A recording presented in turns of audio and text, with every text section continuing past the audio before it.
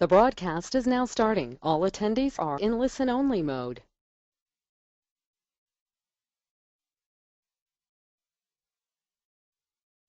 Yeah, good evening, everyone. Good morning. Welcome to the third week of our batch.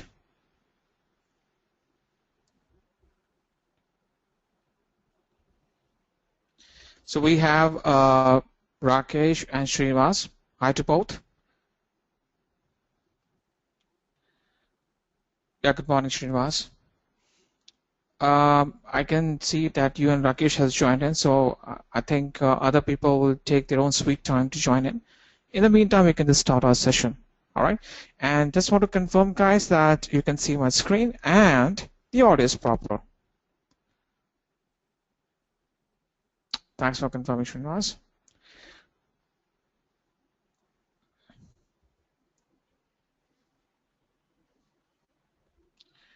All right, let's start. I'm just opening my AWS Management Console, then we can start right now.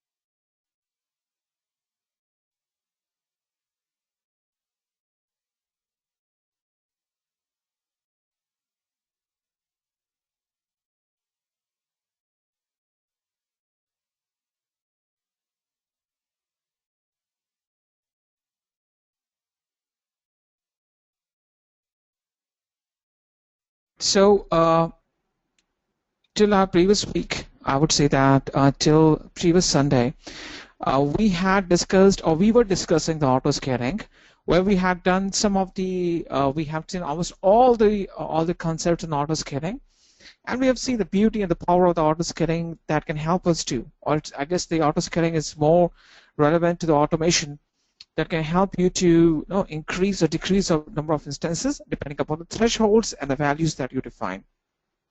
All right. Now over here, I would be discussing 2 or 3 more important concepts that are left out for auto scaling topic. These are important, but they're very, I would say that these are very short topics, but yet very, very important things. Now, in our auto scaling thing, I'm not sure whether I have an auto scaling group launched right now. So I will be explaining the termination policies. After the termination policies, we will discuss the scale name protection and all this kind of things. So just give me 1 second over here right now. I'm just launching an auto scaling group real quick so that we can see those concepts that we are left with. So I'm just launching an auto scaling group, and then we can start our session. So we have to discuss all these configurations, so I'm not explaining these things right now. But yes, I'm just doing that right now because so that we can discuss those concepts that we're left with.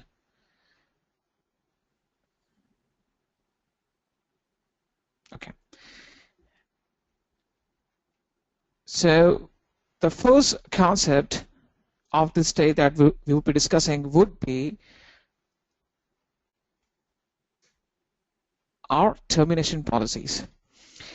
Now, under the details, once we select this auto scaling group, by default I've named as 2 by mistake. Anyhow, if I hit edit in this auto scaling group details or the description, you can see over here, if I scroll down, termination policies. Right now it is set to default. Now, if you can recall, in the auto scaling, depending upon the thresholds, we can scale out or scale in the number of instances. So there are 2 types of events that occur in the auto scaling: scale out and scale in. Scale out means that you can increase the number of instances, and scale in when we can decrease the number of instances depending upon the thresholds that you define. Right. Now over here, the termination policies are being applied once the scale in event triggers, which means that now it's a time for us to decrease the number of instances. That's why all the termination policies get into effect. Now, what's the role that these termination policies play? The termination policies decide which instance should be terminated first, right? Because if a scale in event triggers and you have 10 instances in that auto scaling group, how the auto scaling will determine or decide that which auto scaling which instance is the appropriate one to be terminated, right? Because it can terminate any one of the instances that has launched recently. So there are different type of policies that we'll discuss. We'll discuss right now the default termination policy, or I would say that as per the default termination policy, which instance should be terminated first. So there's a complete flow chart. You can very well get that in the AWS documentation as well. So I'll discuss this flow chart so that we can get to know what's a default termination policy after the scale in event triggers. So it's a complete flow chart that I will be discussing step by step. Now, right now, let's suppose that depending upon the thresholds that we have defined, might be it's a pattern of the incoming traffic, time of day, or I would say your demand. Based upon any one of these 3 attributes, a scale in event triggers. Scale means that now it's time for us to terminate some of the instances or 1 or 2 instances, depending upon what kind of thresholds we have defined in our scale in event or scale in policy, I would say that. Now, once the scale in event triggers, the auto scaling checks whether the instances are scattered across multiple AZs, right? If the answer is no, right, then it will just select the instance with the oldest launch configuration. If the answer is yes, if the instances is scattered, or the instances are, I would say that, if the instances are scattered across multiple AZs, in that case, the auto scaling group will select the AZ with most number of instances. Now, the default behavior of the auto scaling group is that it always tries to create a balance. For example, if you have 10 instances that are being scattered across 2 AZs, this is my AZ1 and this is my AZ2. So the default behavior of the auto scaling group is that it always tries to maintain the balance. It will always try to ensure that it distributes the equal number of instances. So AZ1 will have 5, AZ2 will have 5. So this is a default nature of the auto scaling group to ensure that all the auto scaling or all the availability zones have the equal number of instances. That's a default behavior of the auto scaling group.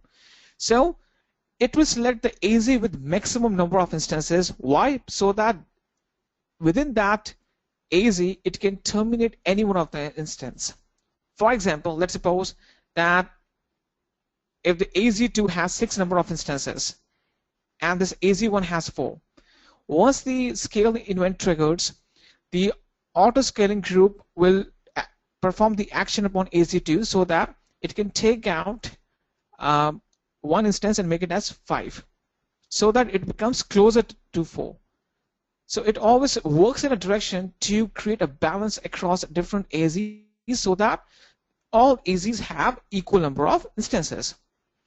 Therefore, it checks whether it has different AZs with, if yes, then what are the AZs with most instances?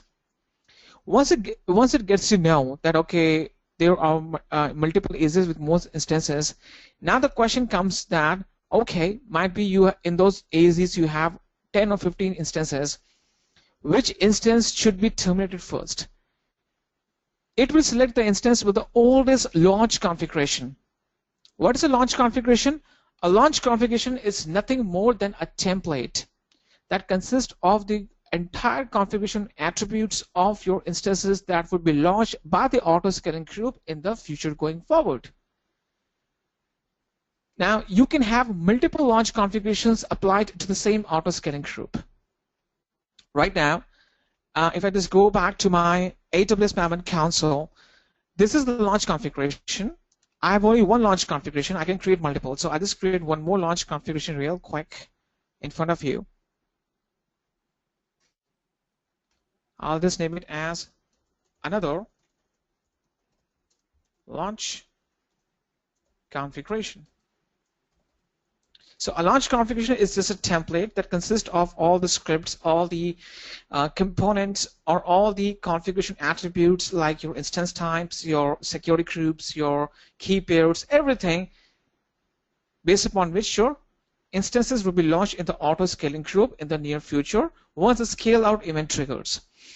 So I select everything over here, and now I'm on almost, I've just created my launch configuration,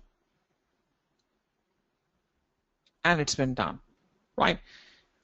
So if I just go back to the launch configurations console, I have two different launch configurations. Now the test LG, this is the old one that was created on June 5th, 2016. If you see over here, it was created on June 5th, 2016. While my new launch configuration that I just launched right now, so today is June 11th. So this one, test LD, is the old one. Another launch configuration is the newest one. Now, if I just go back to the auto-scaling group, over here, if I just hit edit, I can change the launch configuration. So the test LD is the old one, and the another launch configuration is the newest one.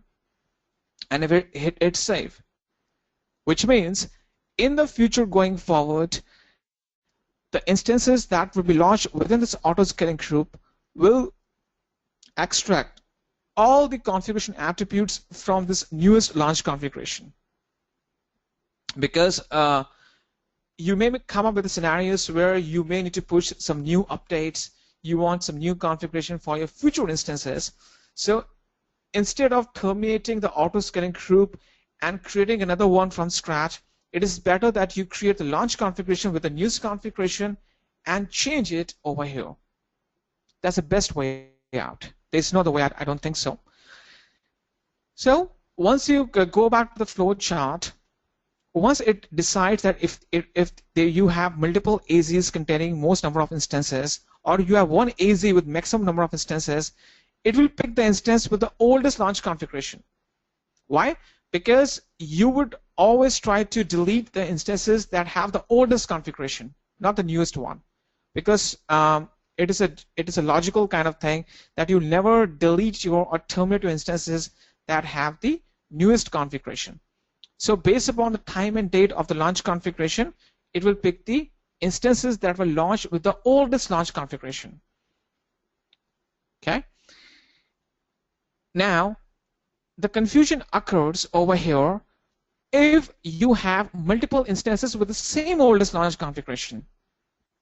If that's not the case, if you have only one instance, let's suppose that out of the entire AZ, you have only one instance with the same oldest launch configuration. There is no other instance that has the same oldest launch configuration. If the answer is no, it says, are there multiple instances with the oldest launch configuration, which means there's only one instance with the oldest launch configuration.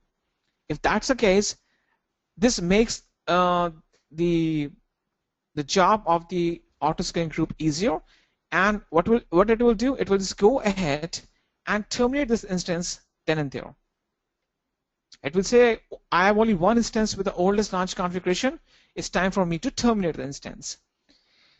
The confusion arises when there are multiple instances with the same oldest launch configuration. It says, are there multiple instances with the same oldest launch configuration? If the answer is yes, then it will have to do more filtering to pick the instance to terminate first.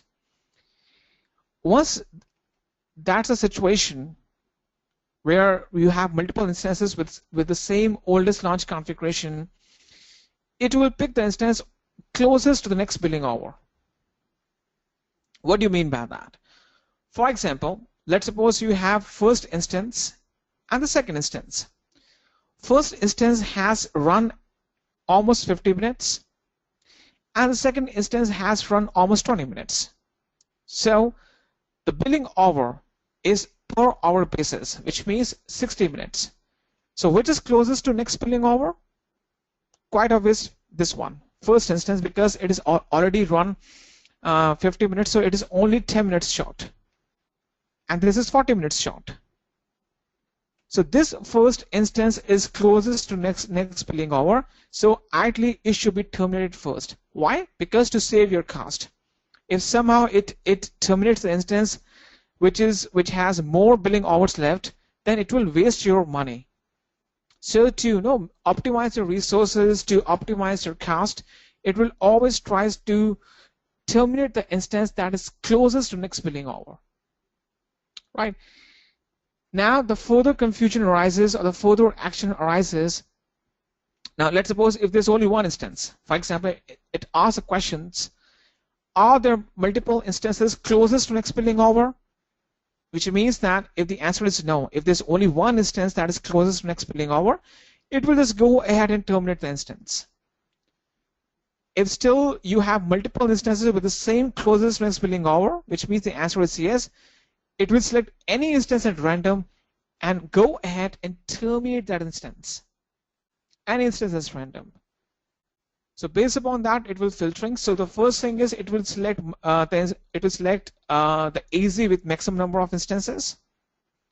Then it will select the instance with the oldest launch configuration, which means LG. Then it will select the instance closest to next billing hour, right? And then it will just pick any one of the instances random, and then it will terminate the instance. So these are the 4 different steps that it follows under the default termination policy. First thing first, it will select which AZ has the maximum number of instances. It will pick that AZ to terminate that instance. Within that AZ, it will pick the instance with the oldest launch configuration. If there's only one, it will terminate that instance. If there are many, then it will just go ahead and select the instance or the instances with closest to next billing hour.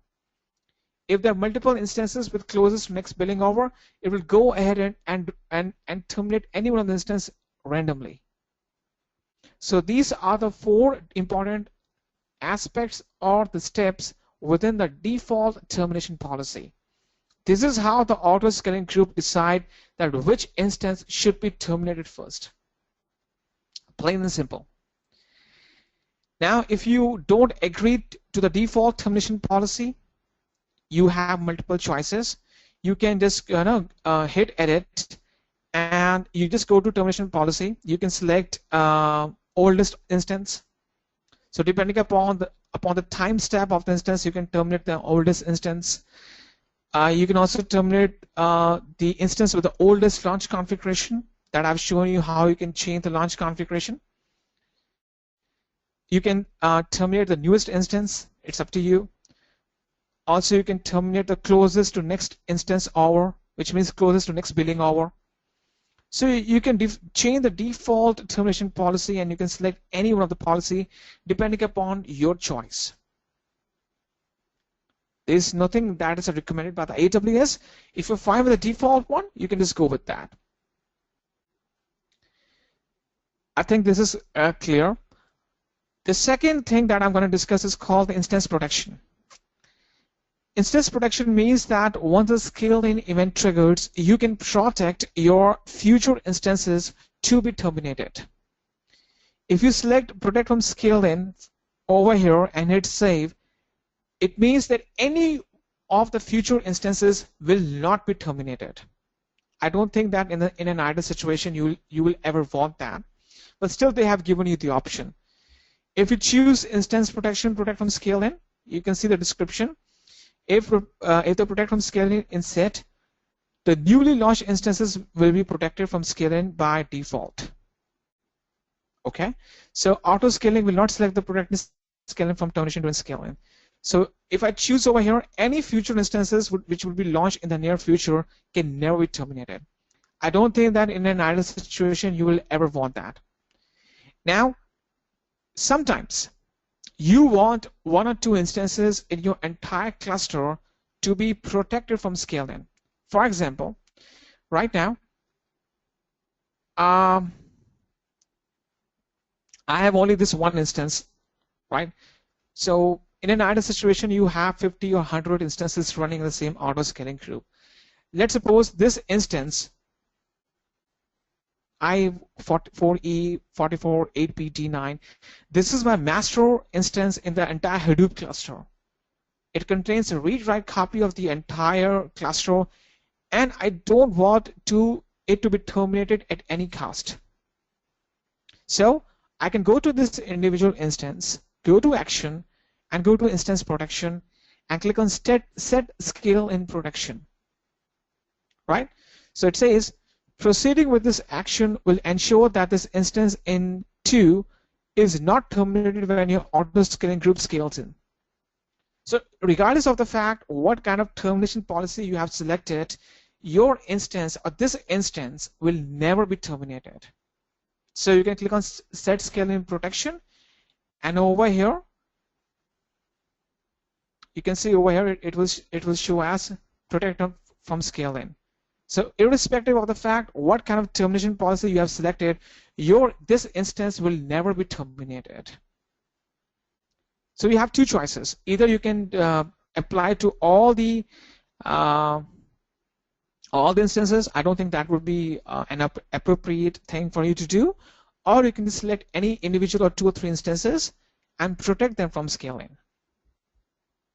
So these are the two important concepts that I was willing to discuss. Right? Any questions, any doubts so far? And okay, one more concept. Also, you can apply the scheduled actions. Now, right now, till now, we had seen that the scale out and scale in event is triggered based upon the CloudWatch alarms, and it gauges the CPU utilization, disk read operations, disk write operations, and all those kind of things.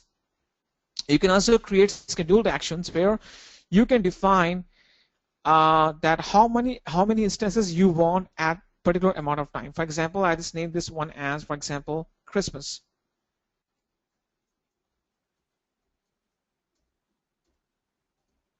Right? For example, during the eve of Christmas, I want 2 instances. I want, for example, 4 instances minimum, 10 as maximum, desired capacity as 4. It will reoccur only once, and the start time would be 25th December 2016.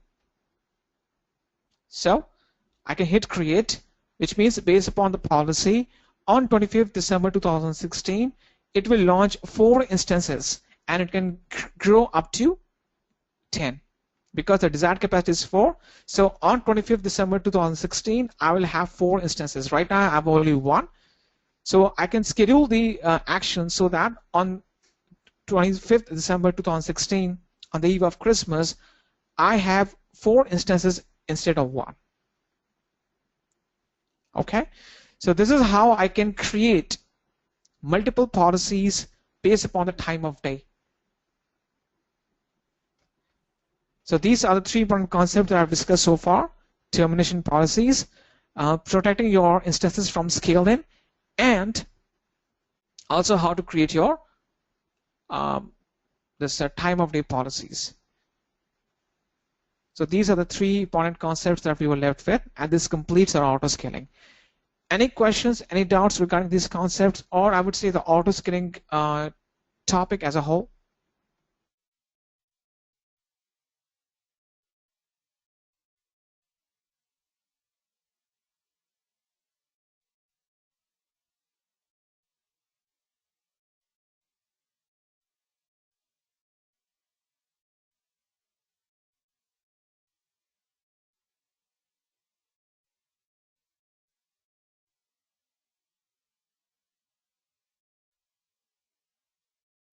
Okay, I guess we have a question right now. Sharath is saying autoscaling will replace my machine entire original data. No, Sharath, autoscaling will never replace any of your data, because at the end the autoscaling will no, it will just terminate the instances. So depending upon that, because the entire data would be saved in the original volume, so it will not replace any of your data, right? Because the data will be saved in the EBS volumes. Shrikant's question is, termination policy document is not in Google Drive that you shared. Can you please share it? Shrikant, I will share that. It's not in the Google Drive, I agree, but you can very well get that on the AWS documentation. But I'll upload that on the Google Drive. I'll share that one. Okay. Rakesh is saying, do we write the policy in JSON under CloudWatch or here in autoscaling to manage instances based upon demand? Rakesh, will use the JSON if you use a cloud formation, right? Using the cloud formation, we can also deploy our autoscaling group, right? So using the JSON template in the cloud formation or through the cloud formation, we can also deploy our entire autoscaling.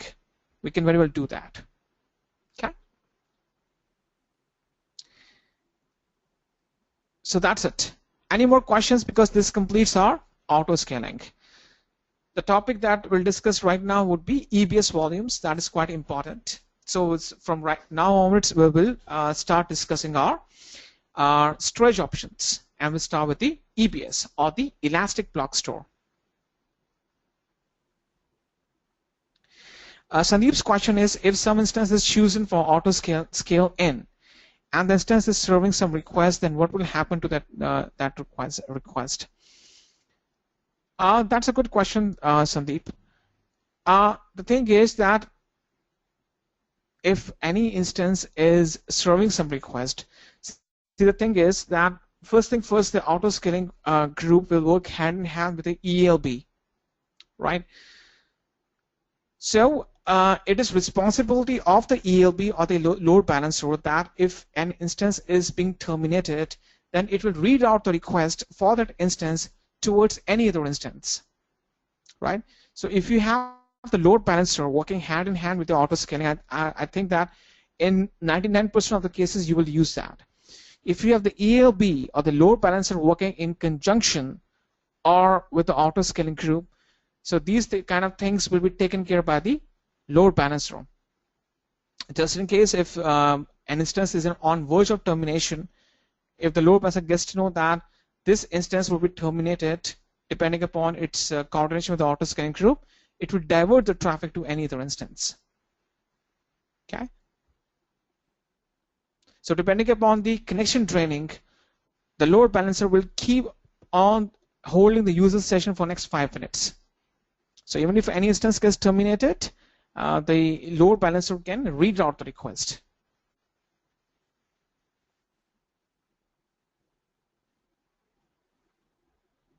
Okay.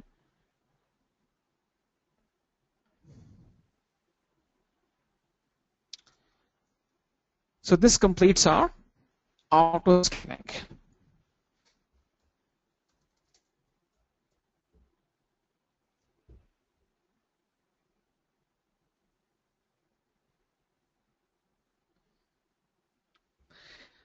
Next, our next topic is EBS or the Elastic Block Store. It is the default, or I would say that this is the storage option, the in-house storage option for your instances. Now there are multiple storage options that can be provided to you by the Amazon. We have S3, we have Glacier, Storage Gateway, Import Export Snowball, and so on, Elastic Cache.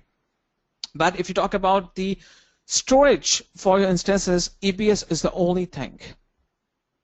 And it's not the only thing. Once you move forward, I would say that EBS is the core or the foundation of majority of the storage options that's been provided by the AWS. So let's get on.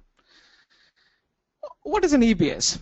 First thing first, EBS stands for Elastic Block Store. An EBS provides a block level storage volumes for use with EC2 instances. So you can assume the EBS as your virtual hard drives. Now, if you have a virtual hard drive, whether you purchase from SanDisk, or there's so many companies that provide the hard drives. Now these are the hard drives, whether they're embedded into your desktops or machines, they are in the block format, right? So you can assume EBS as a virtual blocks that are embedded into your virtual machines. These are block level storage.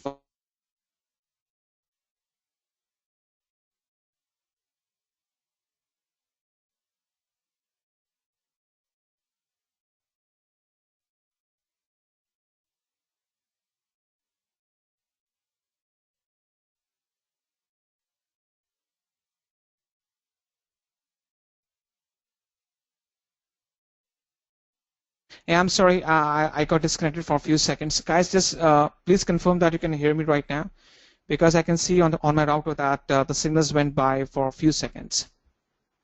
Yeah, thank you. I'll repeat what I was explaining. Sorry about that. Okay, so what is an EBS? EBS stands for Elastic Block Store. An EBS provides a block level storage volumes for use with EC2 instances. So like in our desktops, in our laptops, you have the hard drives embedded. Now it's a kind of, you can say, a block level storage volume that gets embedded into your desktops or machines or the servers. Even if you have the external hard drives, it's enough block format, rectangular or square format. The same thing applies over here. The EBS volumes, we call it as volumes. So I'm just making you comfortable and familiar with the terminologies. Volume is a block level storage device that gets embedded towards your instances. So you can assume, or you can imagine that a volume is a kind of a block level storage device, a virtual block level storage device that you use with your instances or the virtual machines in the AWS cloud.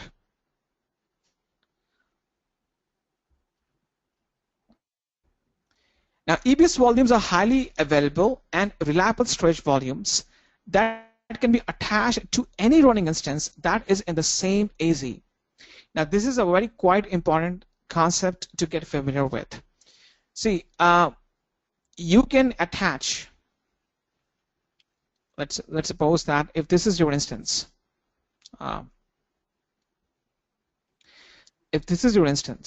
let's suppose this is your EC2 instance. So I'm just naming it at EC2, right?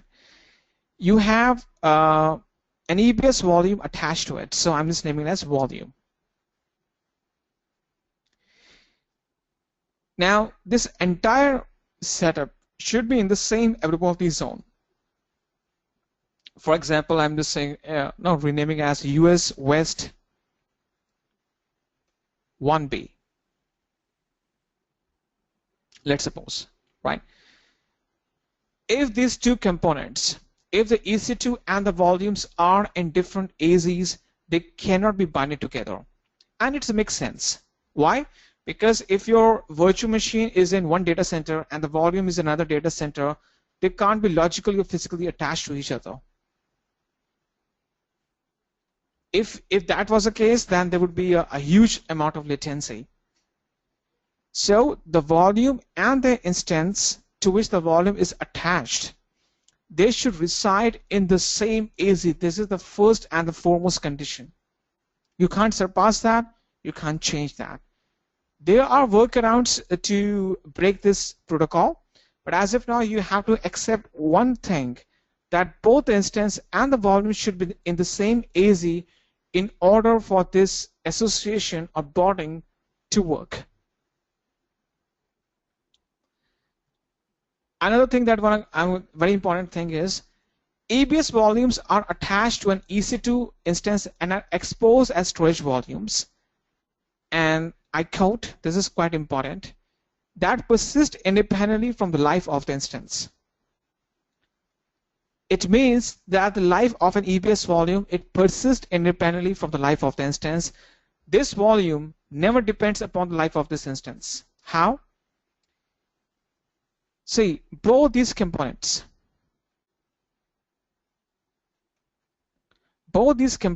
whether it's an EC2, they reside on the separate pieces of hardware. For example, let's suppose this EC2, it is running on an HP or IBM server, or a Dell box, or a Cisco box. This volume is a part of NAS or a SAN storage or a disk attached storage. What I want to emphasize over here is that both these two components reside on the separate pieces of hardware. Even though you can see this volume mounted as the C drive, D drive on this EC2, still at the back end, both these two components reside on the separate pieces of hardware. Now this gives an opportunity to us. You might be thinking, what kind of opportunity we'll get? Let's suppose if this entire instance crashes, or this entire HP IBM box sets on fire. Even your instance crashes or the underlying physical server crashes, you can still retain this volume. You can still retain this volume, and you can retain the entire data on this volume, which means that this increases or enhances the security and the durability of your storage. And apart from that, what you can do is you can take this volume and attach to a second instance in the same AZ. Even if your instance crashes or the HP or IBM box upon which this instance is being launched, it sets on fire, you can take this volume out from this instance and associate it with any other instance in the same.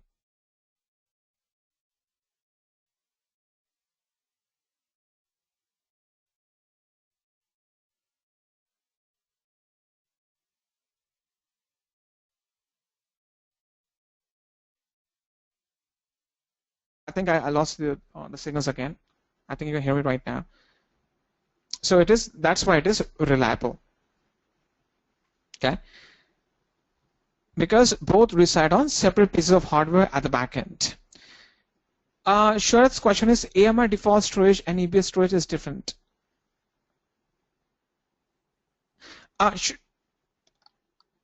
No, it's not different, Sharat. AMI default storage, see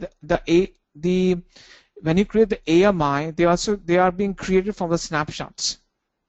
The images are also stored on the EBS volume itself, because at the back end, whenever what happens is whenever you have the root volume or the EBS volume, it contains your operating system files, your AMI files, and everything.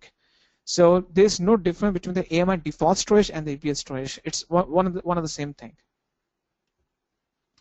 Sandeep's question is, you said it is reliable. It means Amazon doesn't replicate the EBS. Sandeep, Amazon doesn't replicate your EBS volumes. It does not replicate that. You have to perform the replication based upon the snapshots. Why the replication is not possible? Because the EBS volumes cannot be replicated across multiple AZs. Okay, so logically speaking, the replication is not possible from the AWS perspective, but you can replicate it, or you can perform the replication using the concept of snapshots that we're gonna discuss just after that this topic is completed.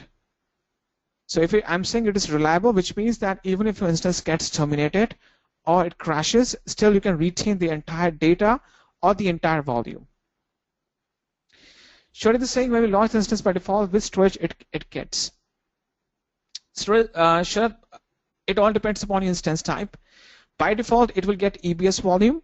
Sometimes you will also get the instance store, that is the ephemeral storage, which is I would say it is somewhere being discouraged, or it's not being used as before. EBS by default, in most of the cases, in 95% of the cases, depending upon what's the instance tab you're choosing, you'll get the EBS volumes. Sometimes you may get instance store or ephemeral storage. Now that is also a kind of a it is a kind of a block level storage volume, but that's temporary. in the ephemeral storage or in the instance store, if you reboot or restart your instance, if you stop and start the instance, the entire data on that volume gets wiped out, right? So most of the cases you will get the EBS volumes. In some of the cases you may get ephemeral or the instance storage. Okay, because right now if I'm just going to launch an instance, for example, if I just go ahead and let's suppose, give me 1 second, today I just go ahead and decide to launch an instance real quick. So by default it will pick the instance store depending upon the instance type that I've chosen. So I go to launch instance right now, I pick the AMI,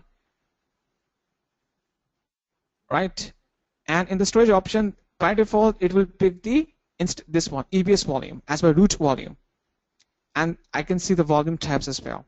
So by default it will pick the EBS, 30 GB of EBS volume.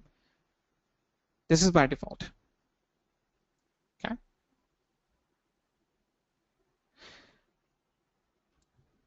so I guess this is clear why the EBS is a highly reliable and durable volume, because both the EBS volumes and the instances, even though they are the part of the same, they look like that they are mounted on the same device, but at the back end they are mounted or they reside on different pieces of hardware.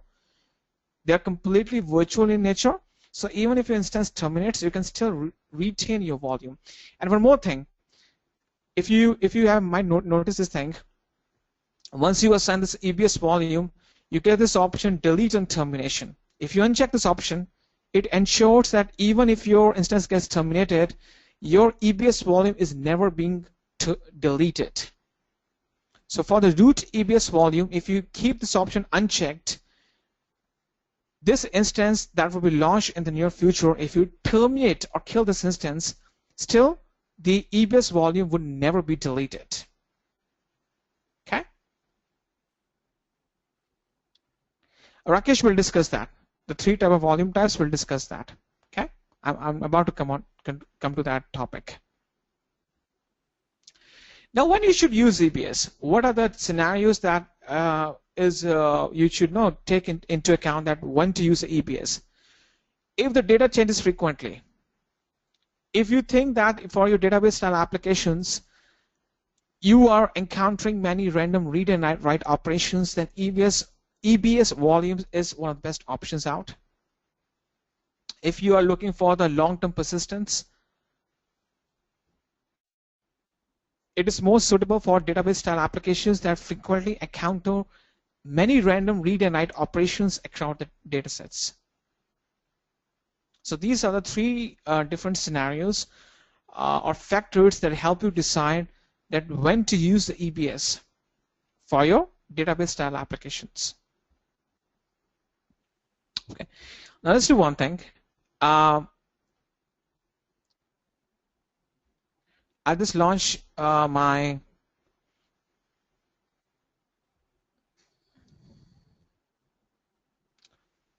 Windows instance real quick and show you how the volumes are being mounted and everything.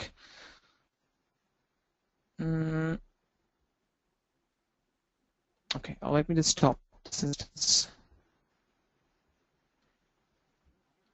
So I'm just launching 2 or 3 Windows machines so that we can see the mounting of all these volumes. Just give me 1 second over here.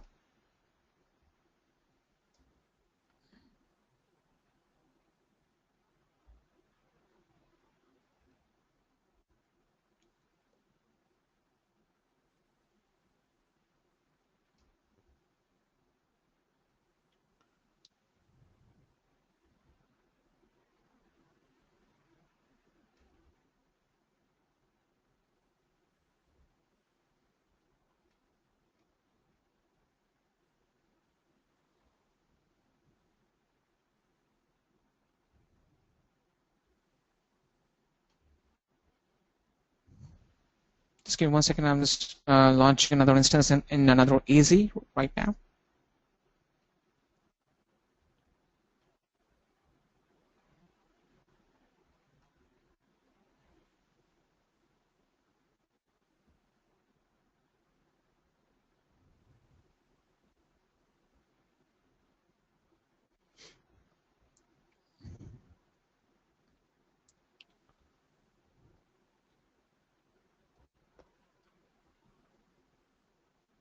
Okay. So I'm just waiting for this instance to be launched, and then I can we can just log into these instances and see that how they work. In the meantime, I'm just terminating the instances. This Linux one, we don't need that. Linux instance.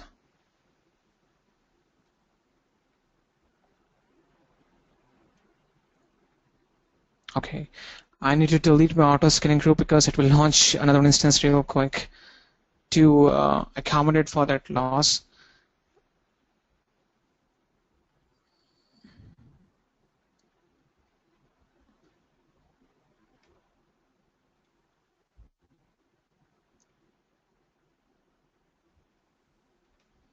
Okay, let's wait.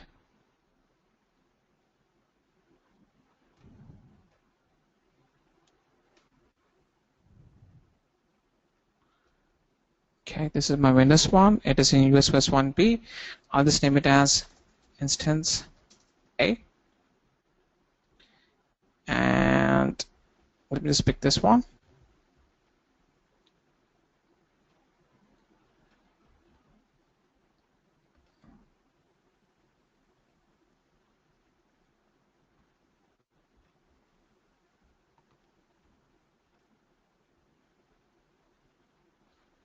Same as instance B.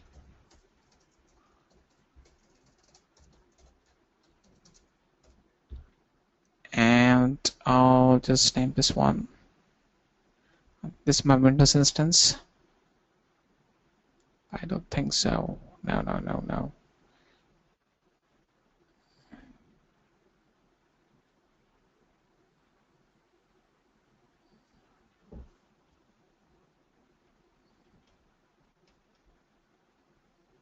Okay.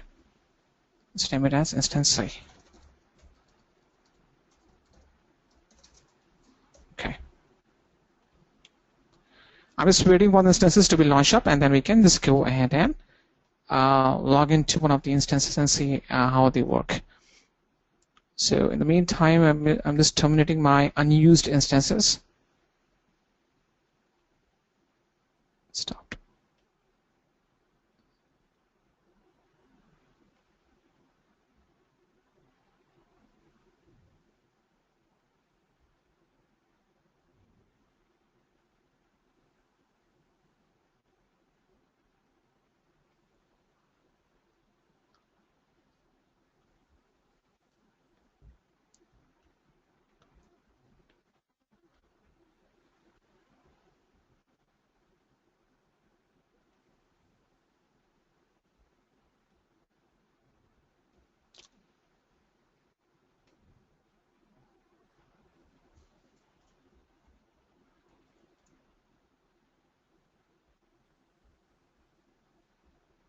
Okay, so I'm just creating the session for the instance A, and we just log into this instance. Instance A.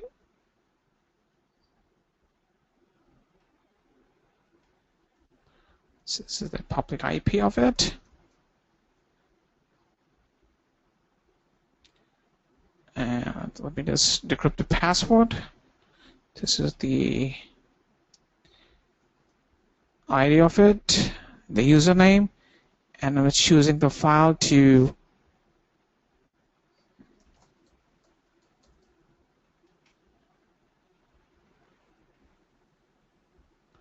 just copy and paste this password. Okay, so let's try to log in now.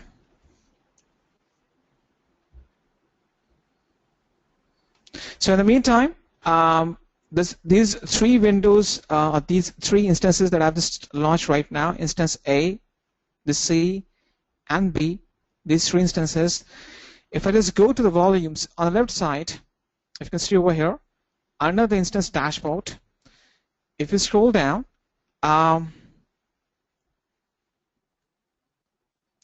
underneath where you can see images, you have this volumes this thing, Elastic Block Store. So there are two sections within that, volumes and snapshots. So I'm just going to the volumes right now. And these are the three root volumes that are associated with the three Windows instances that I've just launched right now. Okay. So over here,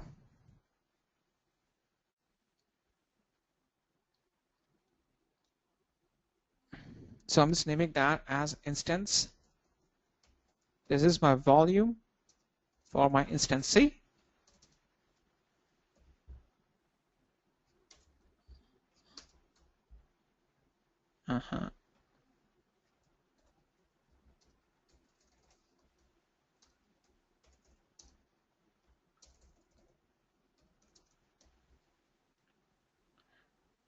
And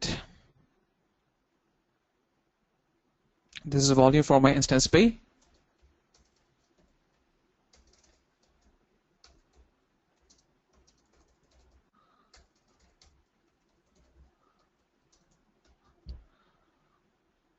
And this is my volume for the instance A. Okay. So let me just expand that. Okay. So this Windows is booting up right now. It's already booting up.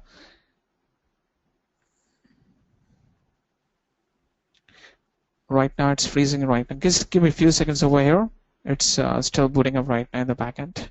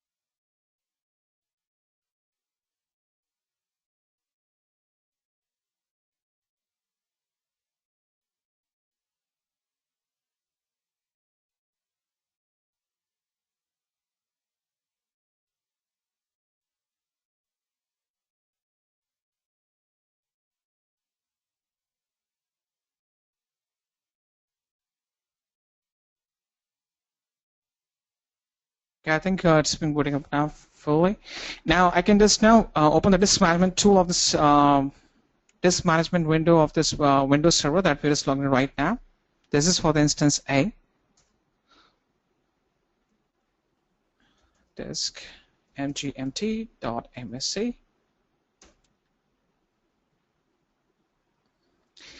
Now this is where I can manage all my storage options or all the volumes over here. Now this is the C drive or a 30 GB of EBS volume. Over here it is showing as this 30 GB of volume, right? This is mounted as a C drive for this Windows instance. Okay. Now over here, let me say that the IP address 54.153.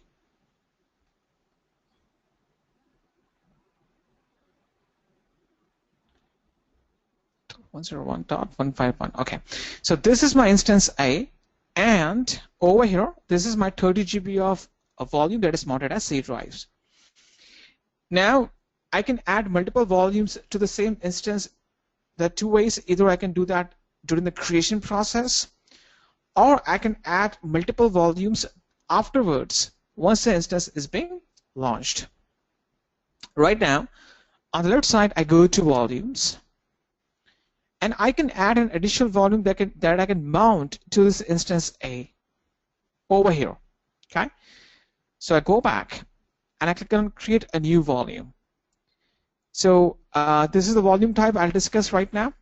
General purpose SSD will select by default. Now discuss the volume types later on. So I'm adding a 10 GB of extra volume.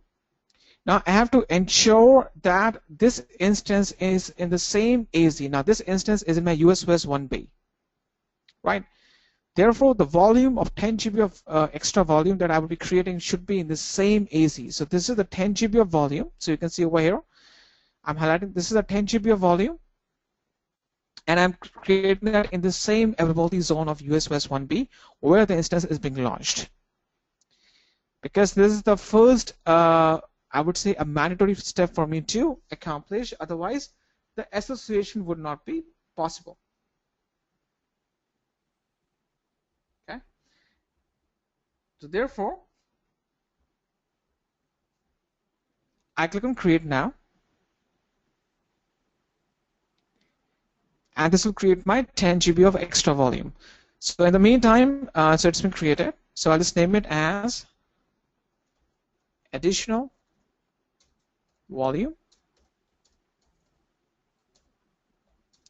instance A.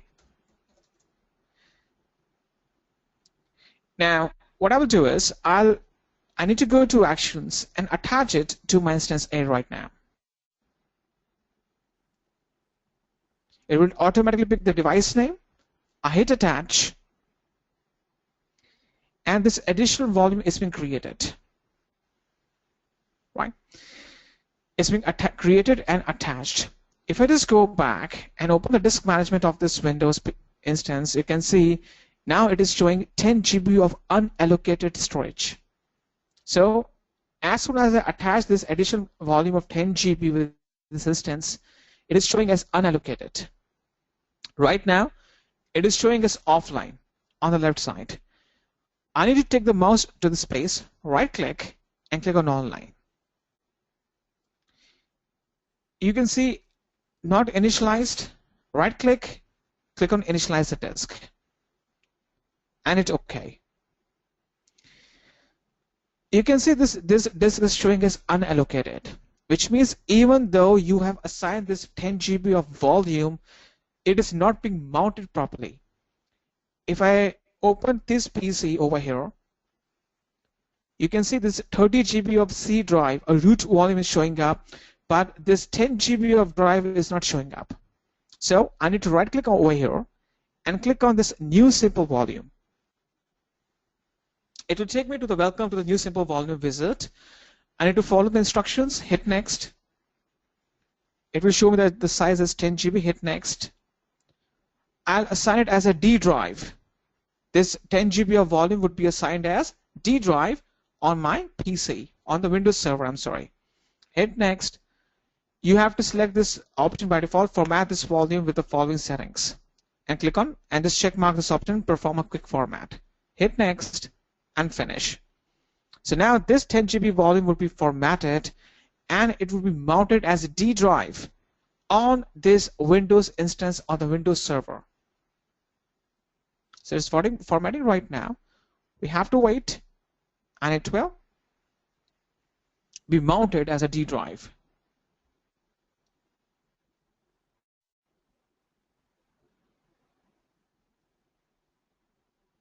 So that's where it's formatting as of now.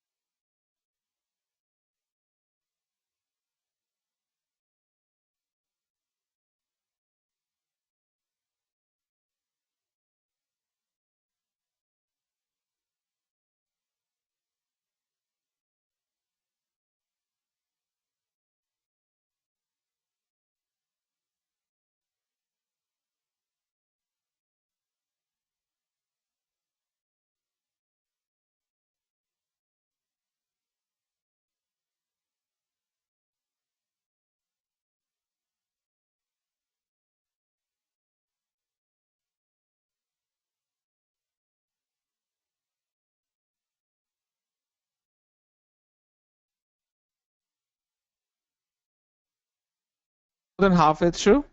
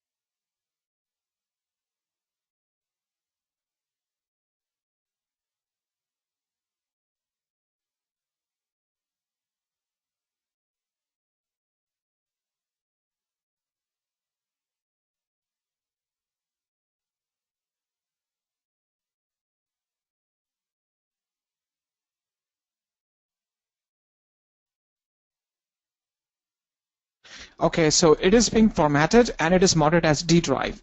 So let's go to the start menu, click on this PC, and you can see this 10 GB of volume is being mounted as a D drive. So over here, I've created an additional volume, attached to the instance, and mounted it as a D drive over here. So you can add multiple volumes to the same instance, but you have to mount that at the OS level, right? I think this this creation, attaching, and mounting procedure is quite clear. So apart from adding multiple volumes, you can extend or shrink your existing volume. For example, this is a 10 GB of volume. Now, I'm not sure about the Linux operating system, but from the Windows perspective, we can't extend or shrink our root volume. Why? Because it's a root volume, it's a root device that contains our operating system files and program files. If you mess around with the C drive, it may corrupt the operating system files of our instance, right? So you can't extend or shrink your C drive, but yes, you have the capability with the additional volumes, you can extend or shrink them. At the OS level, I would say that. For example, I want to make this D drive as from 10 GB to 15 GB. So right now it's 10 GB volume. I want to extend it to 15 GB. How I can go about doing that? I go to my EBS dashboard and click on Create Volume. Now this is a 5 GB of volume that I will be creating, so I'll just name it as 5. I need to ensure that I'm creating that in my US West 1B in the same AZ and hit Create. So I'll just name it as 5 GB additional volume instance.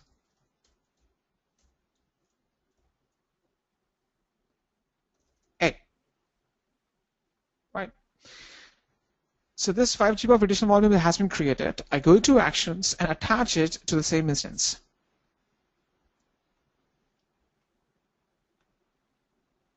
As soon as I do that, you can see that it's not reflecting under the disk management dashboard at the instance level. So I need to put it online right now. Initialize it. And now I need to go to the D drive, right click, and just click on Extend Volume. So I'll get to the Extend Volume wizard, hit Next.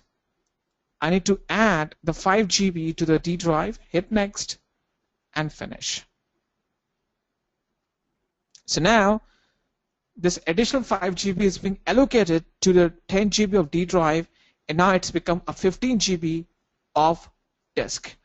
So if I just open this PC again, let me exit out. You can see now it is a 15 GB of a D drive. So in the same way, I can also shrink that. I can shrink the same volume. I can just click on right click, shrink volume, and I can take out the 5 GB of volume that I added before. Okay. So this is how I can do that.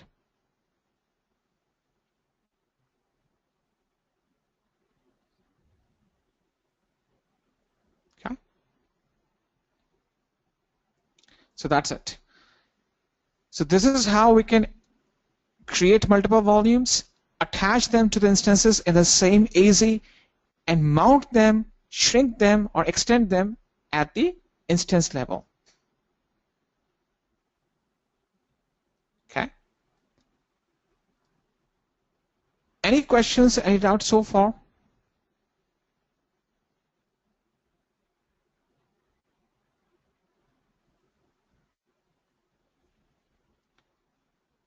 So this is how we play around with the volumes, and you have to do it very frequently, especially at the instance level and the storage gateway volume level. You have to create multiple volumes, create a snapshot out of it, and so on. Sure, on the Linux you have to run some commands. Okay, you have to run some commands to mount the volume. So right now I just wanted to show that this kind of thing is possible. Regarding the Linux, I'll show later on. Okay. On the Linux as well, we can perform this kind of operation. Right.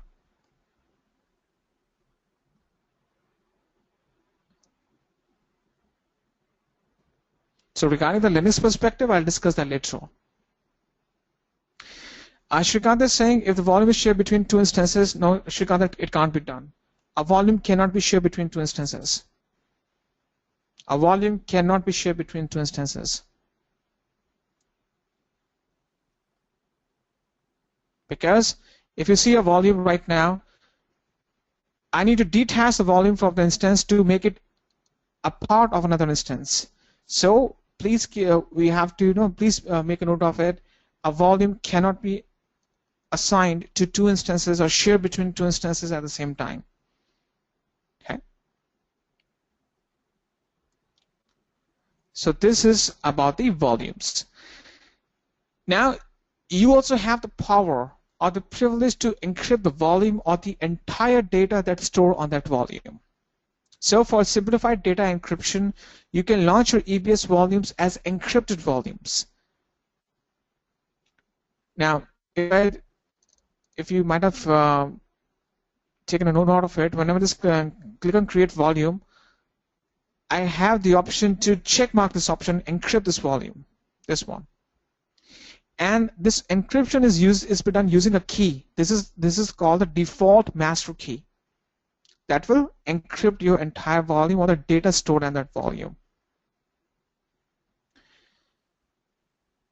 So what happens is whenever you perform the encryption encryption occurs on three important areas.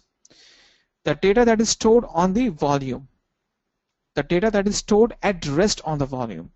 So any of the data bits or any of the files that you are storing on that volume, it will be encrypted. Disk I/O. So any kind of input and output operations that are being happening with respect to your EBS volume would be encrypted, and the snapshots created from the volumes will be encrypted. Snapshots are the durable copies of your EBS volumes that we'll discuss later on. So whenever you perform the encryption of any EBS volumes, these are the three major areas that are being affected. The data that stays on the volume, disk input output operations, and the snapshots that you create from those volumes. Okay.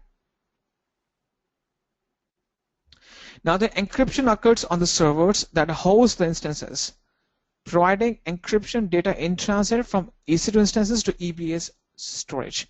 So as I've created this diagram before, that your instance and the EBS volume, they reside on the separate pieces of hardware.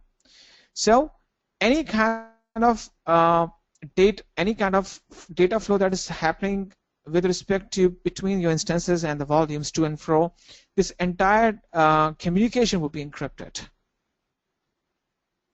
Okay.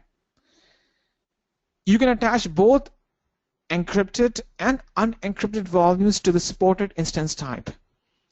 Now we have to keep one thing in mind, that not all the instances support the encryption. For example, td.micro, that is our default instance type under the feature category, it does not support encryption. So these are, let me show you the slide. These are the instance types that support encryption. So not all the instance types supports encryption. So it's a list. You can also very well get that from the AWS documentation, that what kind of instances support and what kind of instance don't support that encryption. Okay. So to summarize, EBS volumes are durable block level storage devices that you can attach to a single instance. So you can visualize, you can imagine an EBS volume as the virtual block level storage devices that you associate to a single instance. It's a primary storage for data that requires frequent updates or storage for our database application. The EBS volumes, it persists independently from the running life of an instance. An EBS volume can be attached to only one instance at a time within the same AZ. So this is the thing that I've discussed. I guess Shrikant has a question.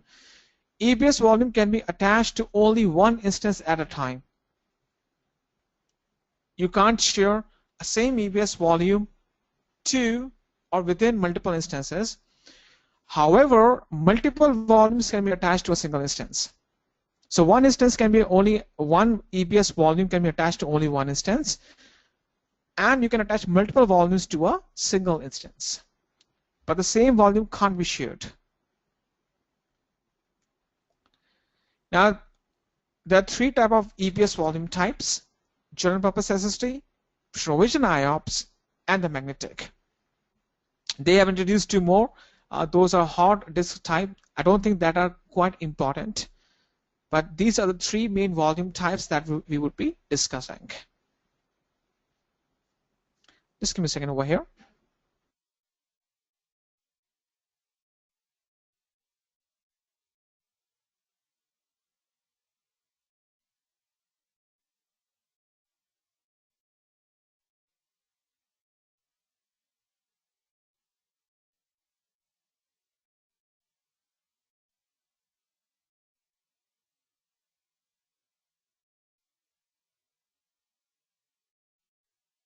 I guess we have a question right now. Srinivas is saying, how did we generate the password to log into the Windows machine? Srinivas, you have to I just click on connect, upload the key, and from there it generate the password. Sandeep is saying, do you have stats? How much performance is impacted by the EBS is encrypted? Sandeep, I would say that there's no particular stats that I can give right now, but I don't think there would be too much of the impact on the performance. See, if you're encrypting the data, there would be, I would say, a delay of a few percentile, 1 or 2%, but that would not be that much that would be noticeable. So there's no particular stats about regarding that, because encryption is a completely optional thing. There would be an impact upon the performance, but it would be very much negligible. That can't be even noticed. Ashwarth is saying default volume can be encrypted one.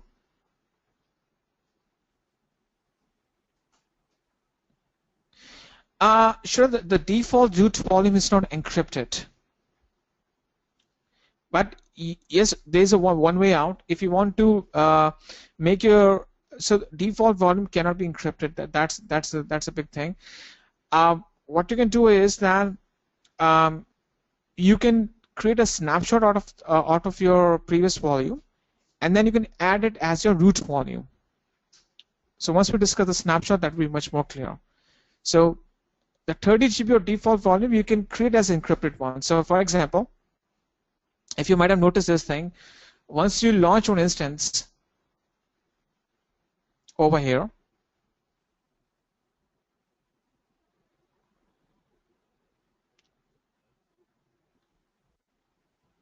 let me just choose the Windows Server 2012.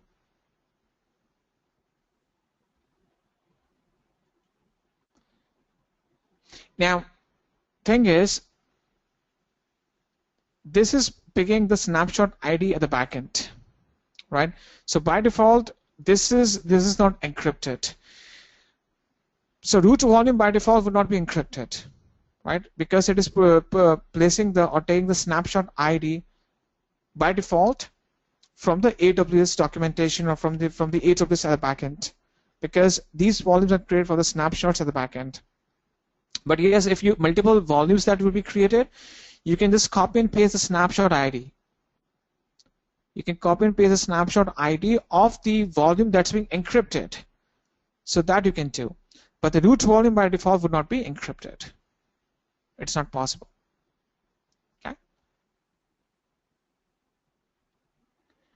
Shorty is saying any condition for the encrypted volume, like we have a one encrypted volume, two non-encrypted volumes possible. Sure, there's no condition as of now, the only condition is that the instance should support the encrypted volumes.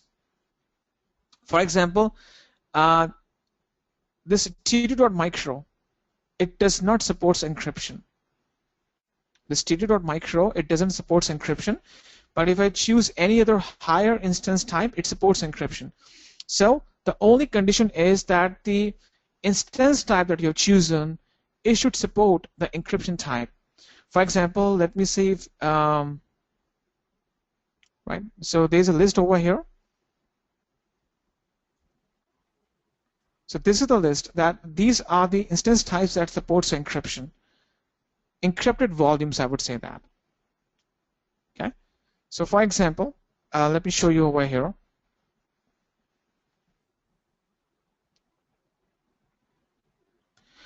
I just go ahead and create a volume as of now.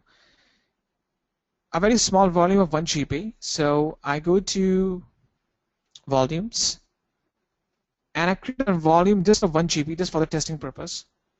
And I encrypt this volume. Right? Now this volume that's being encrypted, this 1 GB of volume, if I try to go to actions and attach it to the instance, you can see the option. This volume is encrypted and can be attached to an instance that supports the EBS encryption. Right? So you can see over here that even if I try to attach to it, it will give me the error message or it will not work properly. So there's no other prerequisite or condition. The only condition is that that instance type should support the encrypted volumes. Otherwise, you can have one unencrypted and multiple encrypted volumes attached to the same instance. That you can very well do that. Okay.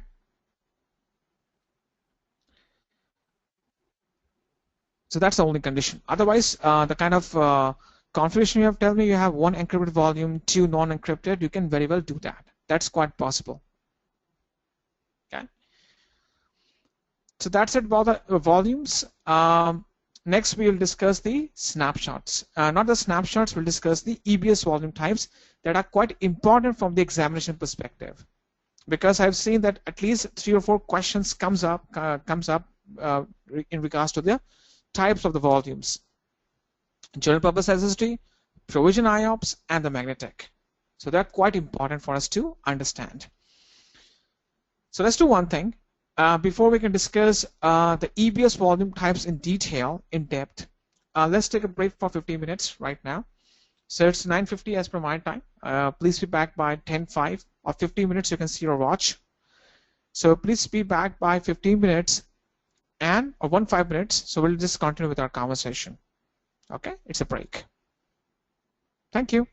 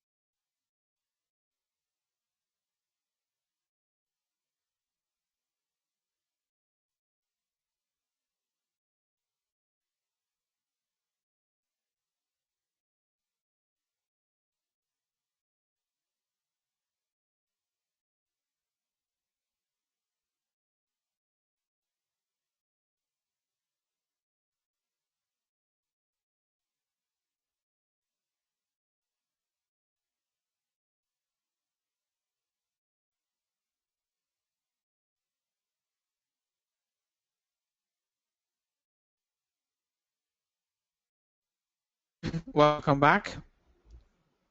I guess all people are back now.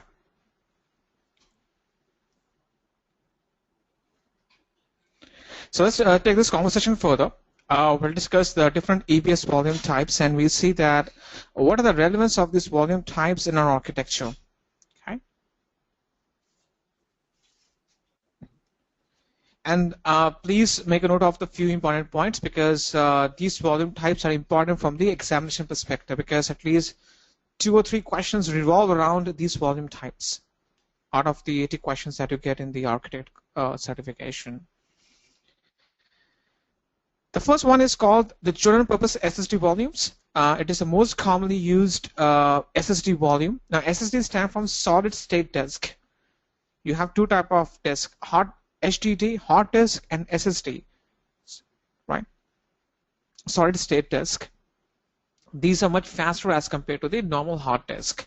So nowadays, even you get these SSD disks embedded into the high-end laptops or the other desktops. So let's discuss the general purpose SSD volumes. Now, it offers the cost-effective storage that is ideal for a broad range of workloads, right? Now, over here, these broad range of workloads can be system boot volumes, virtual desktops, small to medium-sized databases, and development and test environments. So these general purpose SSD volumes are most suitable for, I would say, moderate kind of workloads where you don't encounter many frequent read and write operations. Now, the volume size of your general purpose SSD volume, it scales between 1 gigabyte to 16 terabytes. 16 terabytes is the maximum size of any of the volumes. You pick any one of that you can go up to. It can't exceed more than that. Now, you get the baseline performance of only 3 IOPS per gigabyte. That's it. You get only 3 IOPS per gigabyte as a baseline performance, and 10,000 IOPS is the maximum it can shoot up to. That's the maximum. Now, you may be wondering, what's the IOPS? IOPS stand for input output performance.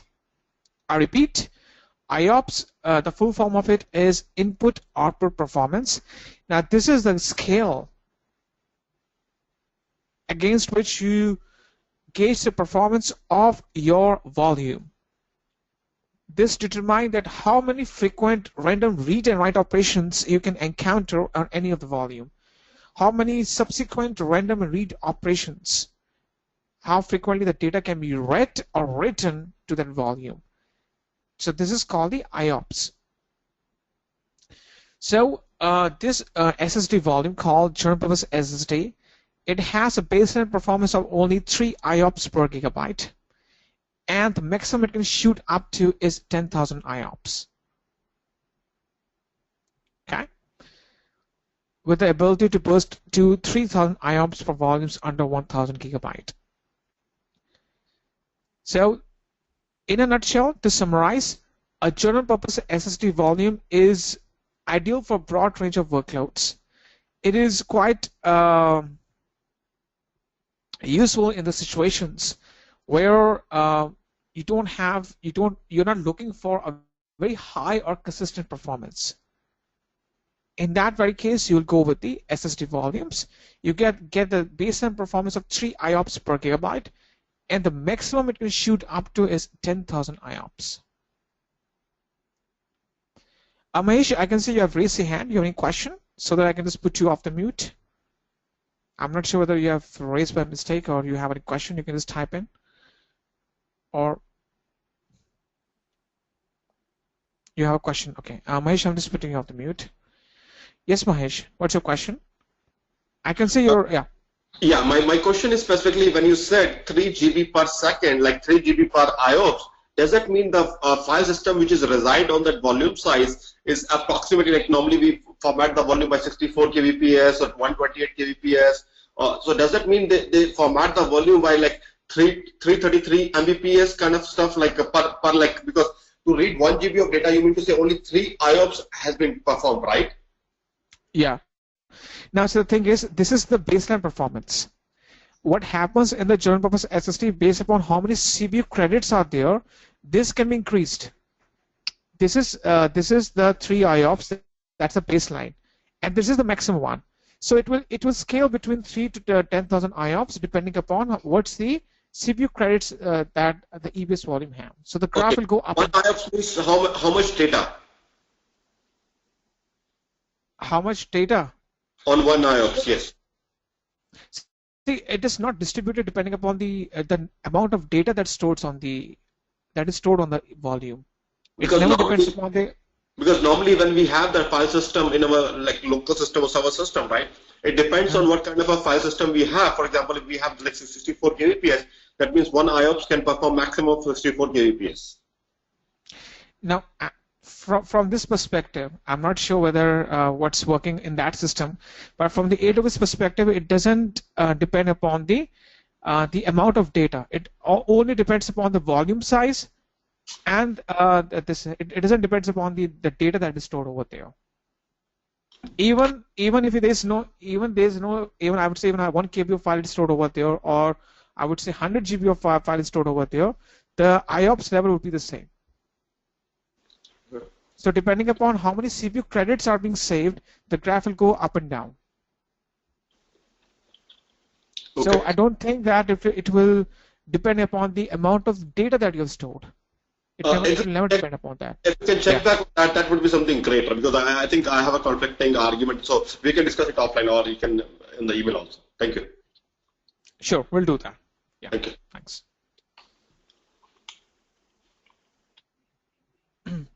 Right. So that's about the general purpose SSD. Now let's move further. The second category of the SSD volume is called the provision IOPS. Provision IOPS is used in the database style applications in which you are looking for a very high performance. Right. You're looking for a high, and I quote, a consistent performance. Because in the general purpose SSD, depending upon how many CPU credits you have, the graph will go up and down. Okay. But in the provision IOPS, you provision your own IOPS. You say that, okay, this is how much IOPS I'm looking for. So that's why it's called the provision IOPS. You provision and decide that, okay, this is the IOPS that you need almost all times. And you get a high and consistent performance.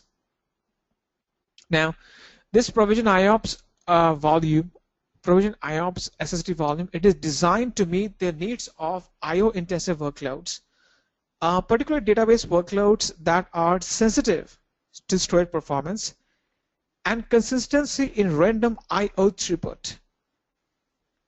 So this is designed for very high speed, or I would say large database workloads, where you think that, okay, your volume would encounter many random read and write operations, and you need a very high and consistent performance. So in that case, you will go with the provision IOPS. Now it is critical for business applications that require sustained IOPS performance, or more than 10,000 IOPS or 160 MB per second of throughput per volume. So these stats that you are seeing right now, 10,000 IOPS and 160 MB per second throughput per volume, these belong to general purpose SSD. So this statement means that if you are looking for a very high performance as compared to general purpose SSD, then the provision IOPS is a higher, or the next step. Okay.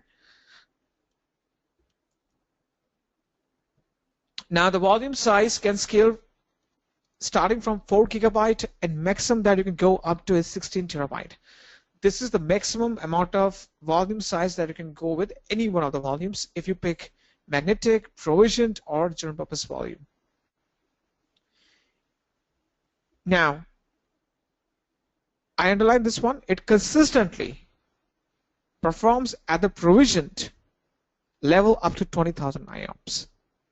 Now this is double the value of the general purpose SSD in which you get this 10,000 IOPS. This is for the general purpose. So in the provision IOPS, you get double the amount of IOPS performance over here, and it is consistent, and you can provision it.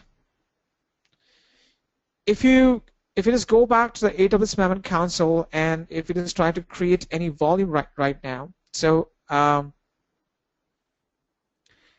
can create a volume. Over here, if I choose general purpose SSD anyhow, a general purpose SSD volume is never consistent. Depending upon how many CPU credits I have, the performance of my volume will go up and down. So if you see over here, I just choose general purpose SSD. I choose the amount of size of the volume. So it is 1 GB to 16 TB maximum, and that's it. And it will showcase me the IOPS, which means baseline performance of 100 IOPS per gigabyte. Okay, it's depending upon the volume size that we have chosen right now. So based upon the general purpose SSD, when you choose, it will show you the baseline performance. If you choose a provision IOPS over here, it shows you that the minimum is 100 IOPS, the maximum is this many IOPS, 20,000. Over here, you can provision your own IOPS out of 20,000. So you can say, I need 15,000 IOPS. So I have to increase the volume size. So the more volume size I increase, the more IOPS I will get. So for example, if I just keep it as 100 GB, it will give me the error message that the maximum ratio is 30:1. Okay, so if I just keep it as 1000 GB, which is about 1 TB, upon the 1 TB, I can have up to 15,000 IOPS. Okay, so as per my understanding, it never depends upon how much data you're storing. It always depends upon how large is the volume is. Because if I just decrease the volume size, I can't provision more IOPS. As soon as I increase the volume size to 10 times, I can accommodate more IOPS. So the IOPS, the performance depending upon how large your volume is. Now, if I choose the provision IOPS over here, I can define that, okay, this is the 15,000 of consistent performance that I want, and it will never go below that and never go above that. So in the provision IOPS, I provision my own IOPS and I get the consistent performance out of it. Okay, but nothing comes for free. Provision IOPS is not under the free tier account, and you have to pay the additional charges even if you use that with the free tier account. The next category of the EBS volume, we have the magnetic volumes. Now this is the lowest cost per gigabyte of all the EBS volume types. Magnetic volumes are very cheap. They're cheaper as compared to provisioned and the general purpose SSD. They are very low performing, and in an ideal situation, you will never use that in the database style applications. Reason being, the magnetic volumes are extremely slow, extremely lethargic kind of volumes. You will never use that for the database style applications. So the question arises, if you don't use the magnetic volumes for the database style applications, so in what kind of scenarios the magnetic volumes can be used? The use cases are, you will use the magnetic volumes for the cold workloads where the data is infrequently accessed, or it is used in the scenarios where the lowest storage cost is important.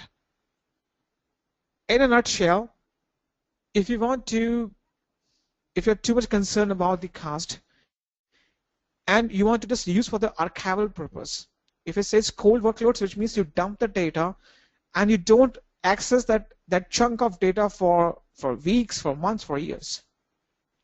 It is just used for the archival purpose. That's it. You will never use your magnetic volumes for the database style applications. The volume size can scale from 1 gigabyte to 16 terabyte. So here is a correction. It is 16 terabyte now.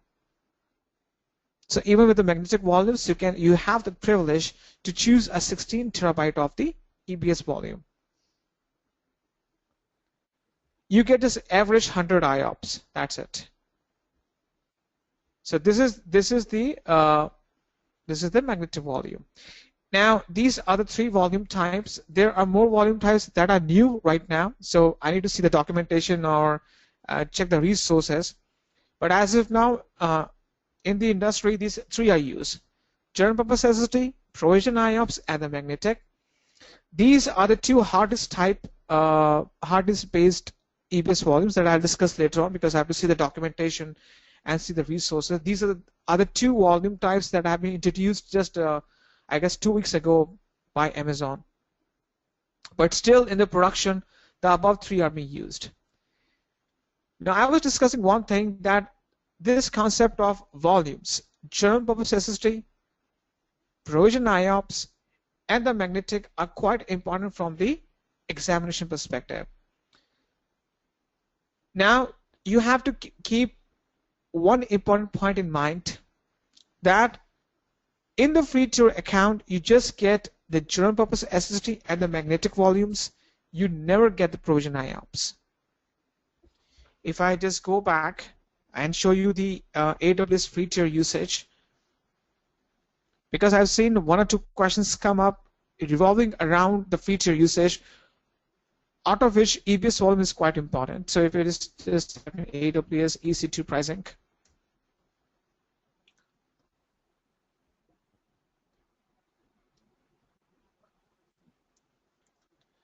you can see over here, under the free tier category, you get 750 hours of EC2 run. You get 30 GB of Amazon EBS storage in combination of general purpose SSD or magnetic, plus 2 million IO with magnetic and 1 GB of snapshot storage. So provision IOPS never comes under the free tier category. Provision IOPS is the costliest of all the EBS volume types, followed by general purpose SSD, and the magnetic one is the cheapest of all. Magnetic volumes can never be used with the database style applications. It is purely used for the cold workloads. Magnetic one is the cheapest in cost, whereas provision IOPS is the costliest because of the performance and the features that it provides to you. And the provisioned IOPS never comes under the free tier category. Okay, so these are the important points that you have to keep in mind, because these kind of questions come up. So once we discuss the certification questions, I'll show you that. Any questions, any doubts regarding these volume types that we have discussed so far? So you don't need to go into the details that how exactly they work. It is just you have to memorize that how many IOPS they give, which one is the costliest, which one is the cheapest, which one comes under the free tier. Right? So depending upon what kind of applications you provision in your real-time scenario, you will choose the volume types. So there's nothing that you have to get into the details of the volumes, that okay, how they work, this kind of thing. It is just that what's the suitability of your application, how many frequently random read and write operations you may encounter. In that case, you will use the volume types. But I've seen that general purpose SSD is the most widely used because it is moderate in price, and it is moderate and acceptable from the performance perspective. Any questions, any doubts before we can just move further? Because now we'll just discuss the snapshots.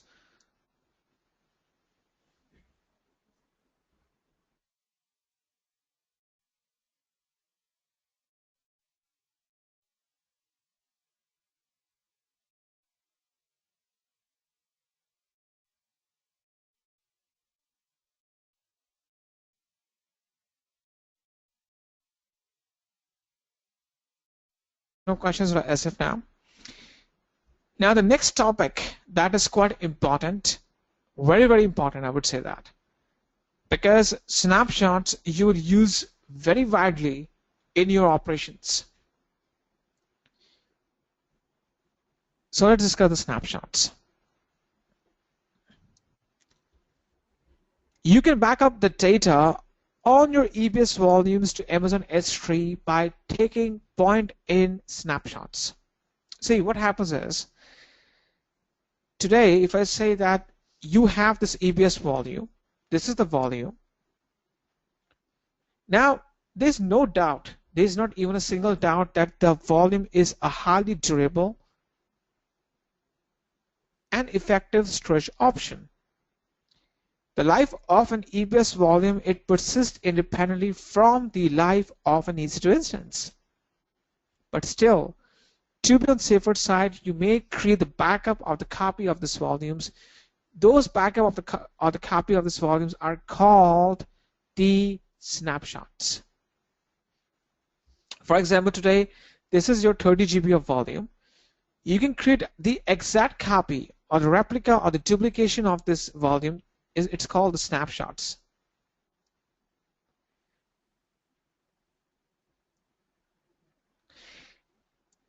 Now, at the back end, you can't see that, but at the back end, the Amazon Web Services is stored the snapshot in the S3 bucket. Now, S3 is the another storage option that is object-oriented, object-based. I would say that S3 is an object-based storage that we'll discuss just next to the EBS once we cover that.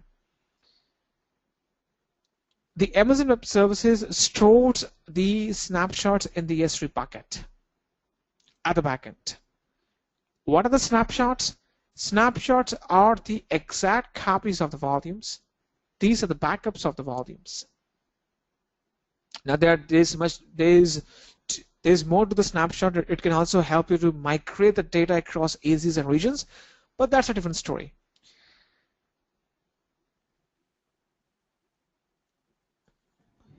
Now, the snapshots are incremental backups.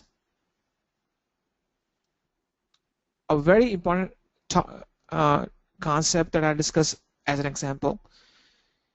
Snapshots are incremental backups means that when you create multiple snapshots of an EBS volume, only the change in the data would be incremented and snapshotted. Let me do one thing. Let me just now just explain it with the help of a diagram to make it more understandable. Let's suppose that you have this EBS volume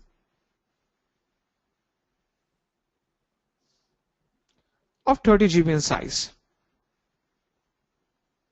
So it's 30, which means it's 30 GB. Now, what happens is that you have a single S3 bucket that the AWS has designated for where your snapshots would be saved. Now, as an operations guy, you have, or your management has given you the responsibility that please take the backup of the snapshots of this 30 GB volume after a gap of 1 day, which means after each second day, you have to take the snapshot or the backup of this 30 GB of volume. Now, during the start of the week, which means Monday, now Monday is one of the worst day for the IT professionals, right? Once your week starts, now your management has given you the responsibility to create the snapshot on Monday, which means on Monday you have to create the backups, which is quite boring thing for you to do, but anyhow, it's your job, you have to do that. You will create a snapshot 1. I'll just name it as snap 1.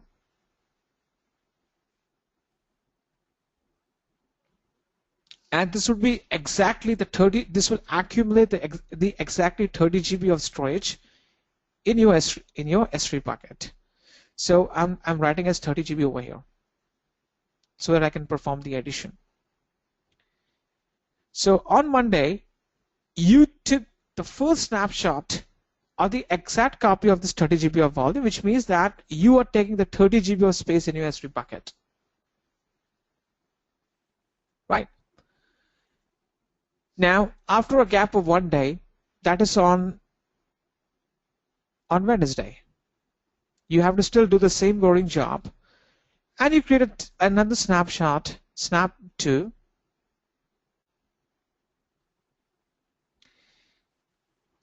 Now, the thing is, over here, that when you took the snapshot 1 on Monday, it accumulated a 30 GB of data.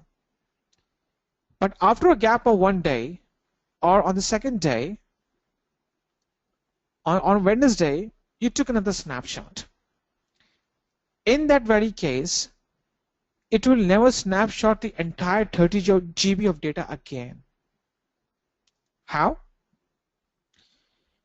It will calculate that how much data was changed on this volume between these two snapshots. The snapshot that you're taking on Wednesday and the snapshot that you took on Monday, how much data was changed on this volume? Let's suppose only 5 GB of data was changed. So the snapshot that will be saved in your S3 bucket will take only 5 GB of space in the S3 bucket. Let's suppose at the end of the week, that is on Friday, after a gap of one more day, so on Friday, you have to take another snapshot. That is snapshot 3. I'll just name it as snapshot 3. What happened is that the AWS, or I'm not sure what's algorithm that's running in the background, between snapshot 2 and snapshot 3, there's only 2 GB of data that was changed on this entire volume. Therefore, this will copy over only 2 GB of incremented data in this bucket. So from Monday to Friday, the total snapshot size would be 30 plus 5 plus 2, 37 GB. That's why we call the S3 as incremental backup, because after your first snapshot is taken, once you take more snapshots, it will only increment the amount of data that has been changed with respect to the previous snapshot. Now this is a boon for you. This is an opportunity for us. How?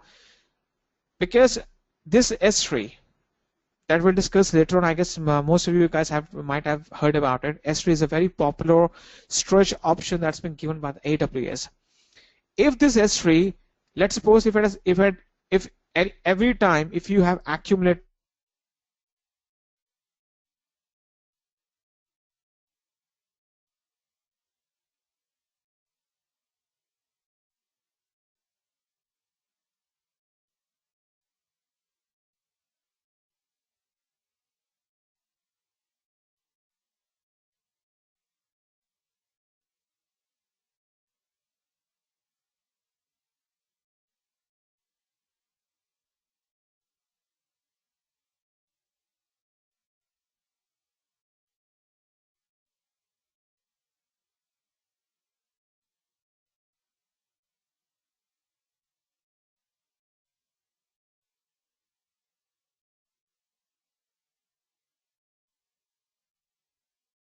I'm sorry, we lost the connection for a few seconds. Sorry about that.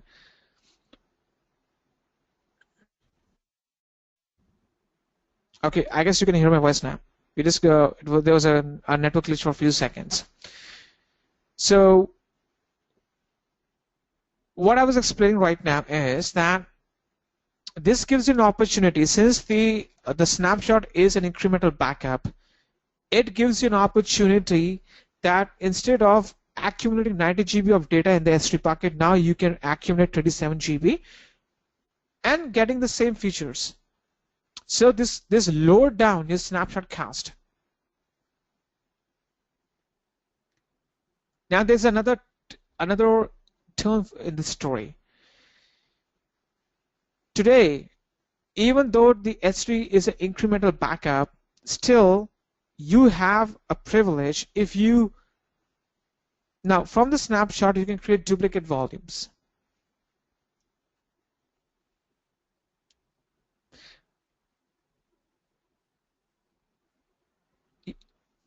Shall I be saying in any case, client was asked to restore the data at any particular date, it's possible? Of course, Sharath.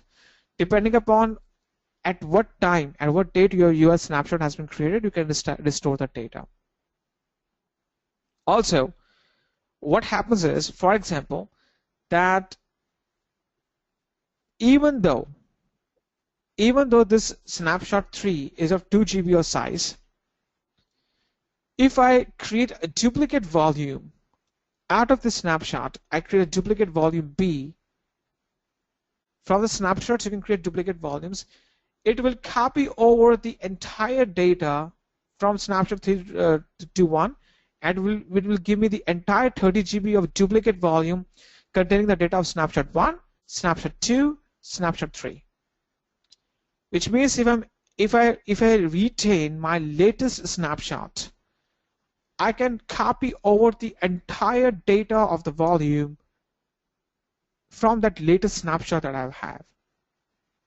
Even though this Friday's snapshot 3 is of 2 GB, if I create a volume out of it, it will create the exact 30 GB of volume with the entire data in snapshot 1 plus snapshot 2 plus snapshot 3.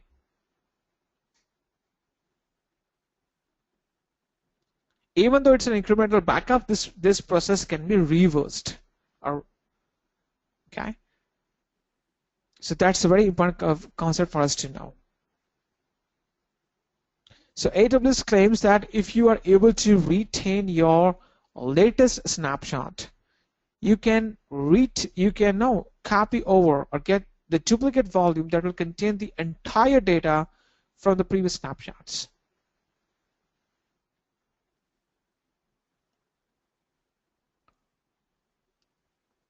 Any questions, any doubts regarding the concept?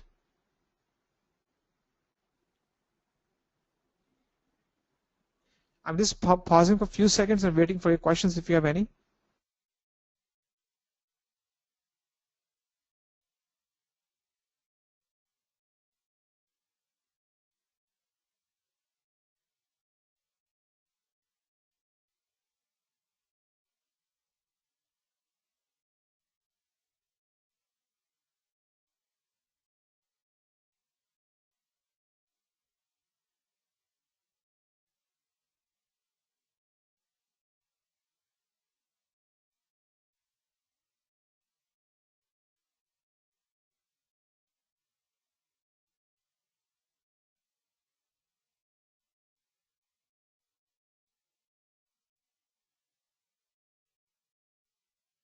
I think we have a question over here.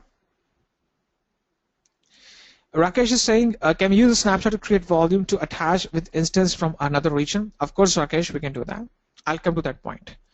We can use a snapshot to create duplicate volumes that can run in separate AZs and separate regions. We can very well do that. I'll come to that point. So I guess this point is clear. A snapshot is an incremental backup. Even though it's an incremental backup, you can have the latest snapshot and you can restore the entire data towards the previous snapshots. Okay, and the snapshot are saved in the S3 buckets.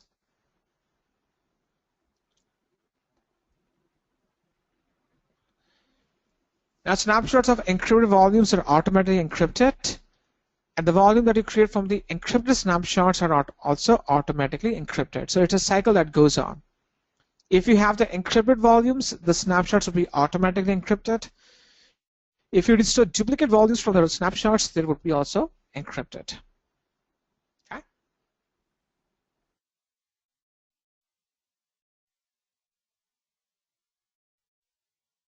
Let's see how to create the volumes.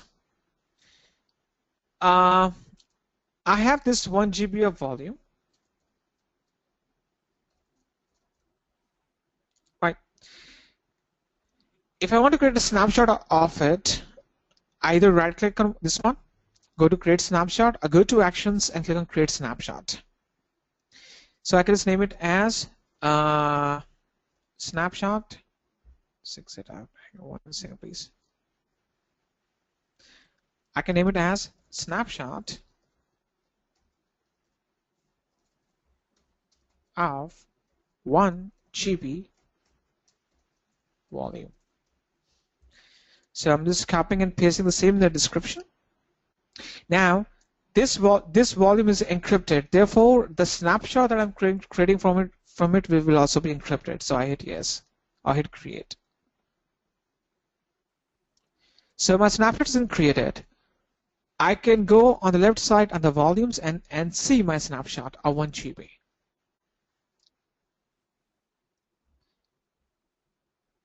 Now from the snapshot, I can create a duplicate volume. I can either right click, go to create volume, or click on actions and click on create volume. So I can restore the duplicate volumes out of this snapshot. Now, snapshot is more than a backups. If I'm saying snapshot is just a system of creating the backups, then I would be understating the value of the snapshots. So the range or the importance of the snapshot is far more than just creating the backups. If I see the volume from which the snapshot was created, this 1 GB of volume, it is residing in my US West 1B. At the beginning of this session, I suggested or I stressed upon one thing, that if you want to adjoin the volume to an instance, both these two components should be in the same availability zone. Now I can break this protocol by using the concept of snapshots. This volume was originally created in US West 1B. Out of this volume in US West 1B, I created a snapshot that is stored in the S3 bucket. I can go to actions, create a volume, a duplicate volume of this from the snapshot in a separate AZ now. So the original volume was in US West 1B, and now this duplicate volume that I would be creating from the snapshot can be residing or can be migrated to the US West 1C, which means the snapshots can help me to restore duplicate volumes in the separate AZ.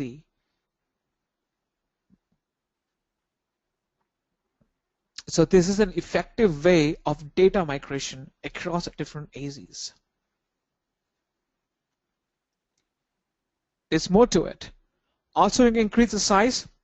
My original volume was 1 GB. I can keep this new volume as 10 GB. Also, I can increase the volume type. The original volume was general purpose SSD. I can go with the provision IOPS. I can go with the magnetic. For example, I can just keep it as 5 GB of magnetic volume in another availability zone and hit create. So I'm creating a duplicate volume with a different size, a different volume type in a different AZ. So that's the power of the snapshot. You can see this is the snapshot ID. This is the snapshot ID. This is the snapshot from which this duplicate volume has been created. So this is my duplicate volume.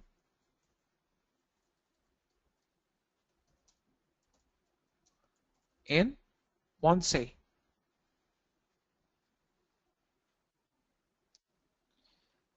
So, in a nutshell, a snapshot can help you to migrate the data across different AZs where you can now attach this volume. For example, this 1 GB of volume can be attached to another instance in the US West 1C availability zone. So I can right click on this one, attach this volume in a different AZ now. So this can help me to replicate my services and data across different AZs.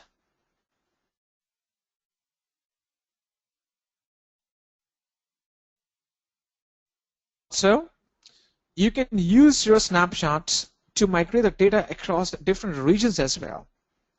Go to actions. So right now I'm on the snapshot dashboard. You go to actions and just click on copy.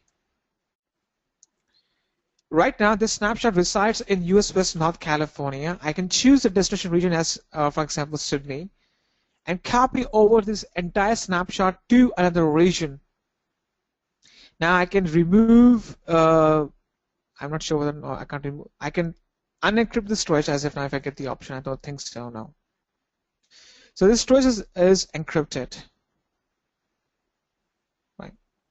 We can keep it as encrypted as of now because the keys are region specific, specified to my account.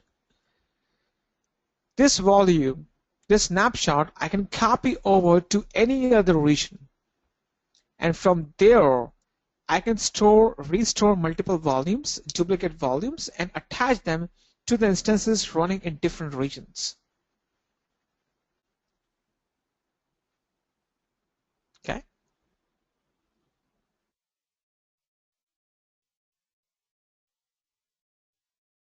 Also, I can do more things with a snapshot. I go to actions.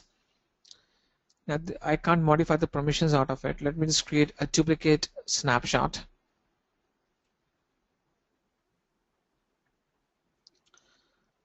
I create this a snapshot out of this 5 GB of volume. Snapshot of 5 GB volume.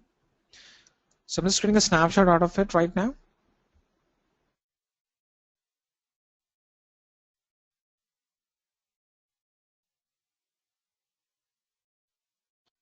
So I can go to actions and click on modify permissions. Now since this snapshot is unencrypted, I can go to modify permissions and I can share the snapshot with other AWS account. Now with each and every account, everyone gets a unique account number. For example, under my name, if I just show you my account number,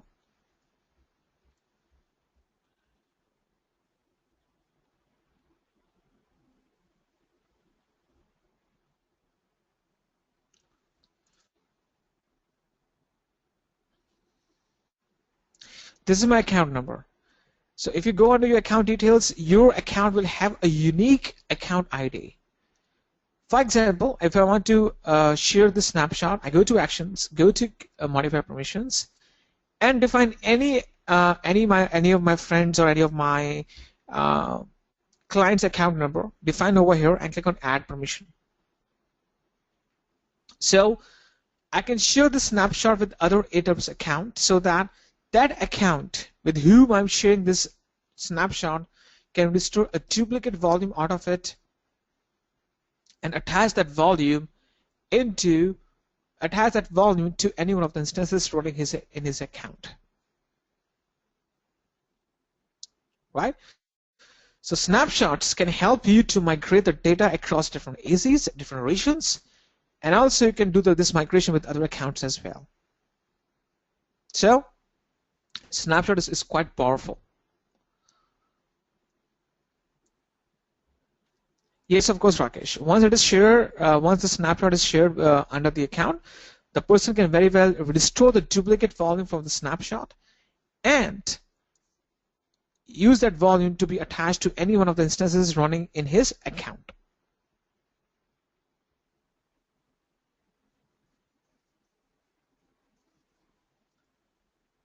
So this completes our snapshots.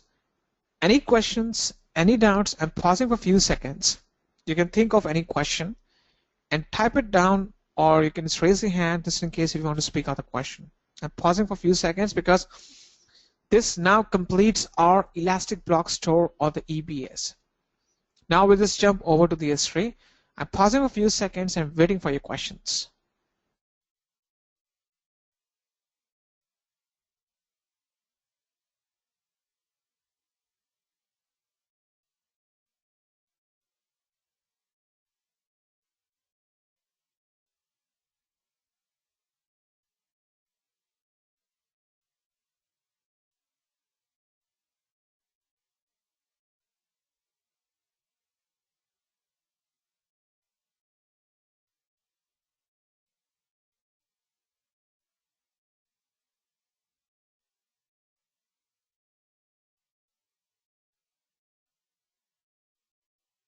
No questions as of now. So this completes our EBS, or the Elastic Block Store. Okay.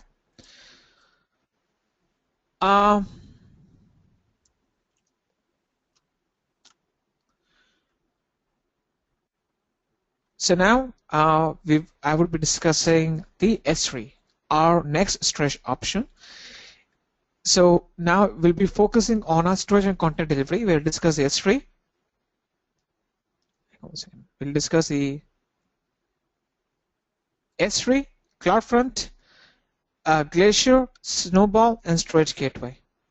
Elastic file system is still in preview mode. It's still not being used in the production as of now. So leaving the Elastic file system, we'll discuss all the storage and content delivery options. Okay. So we'll start with the S3. That stands for Simple Storage Services, this one.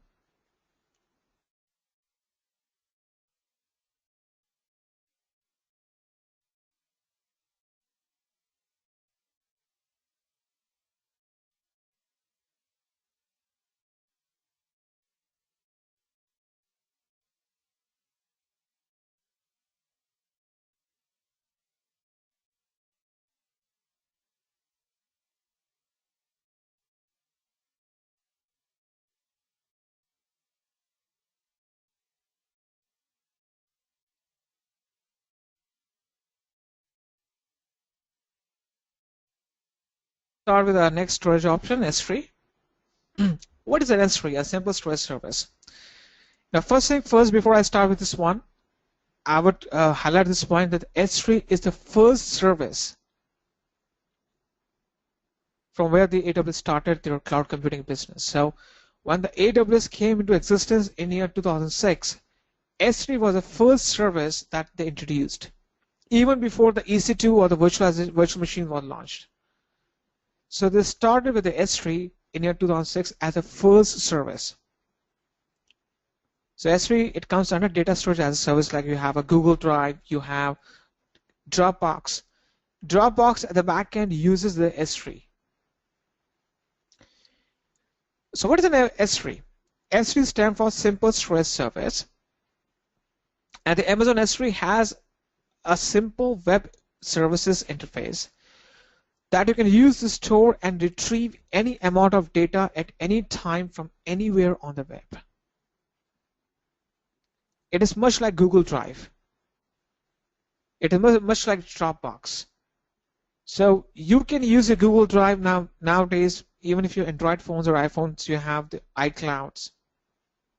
In the Android devices, you have the photos. So when you click the photographs, they get uploaded to your drives or some storage that's being managed by the Google. So it's the same thing over here. It's an object-based storage, or it's a web-based storage, and you can use this storage option to upload, download, or share the contents with the rest of the world. And you can access the content anywhere on the web. But if there's too much to the S3, we'll discuss that. Now I'll just make you familiar with the terminologies of the S3, like bucket, objects, and all this kind.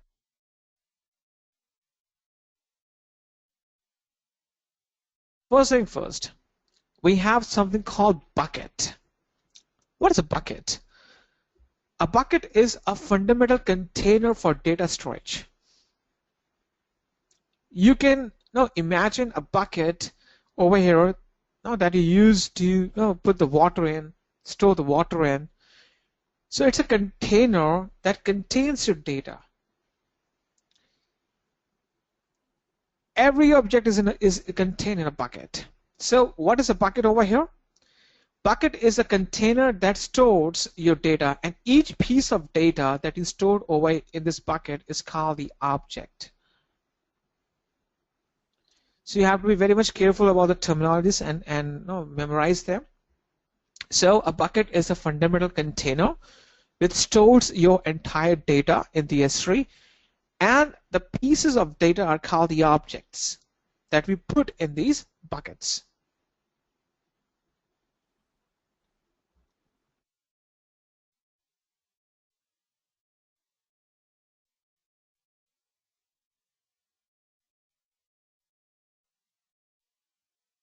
You can configure the buckets so that they're created in a specific region. Now the buckets are region specific, I would say that. So if you just go ahead and decide to create this bucket in the Northern California. So the entire data would be confined within the Northern California region. Okay, so the buckets are specific to the regions they are created in. You can configure a bucket so that every time an object is added to it, the S3 generates a unique version ID and assigns it to the object. Let's do one thing. Let's go ahead and create a bucket right now. Under the storage and content delivery, I go to S3 and I'll create a bucket right now.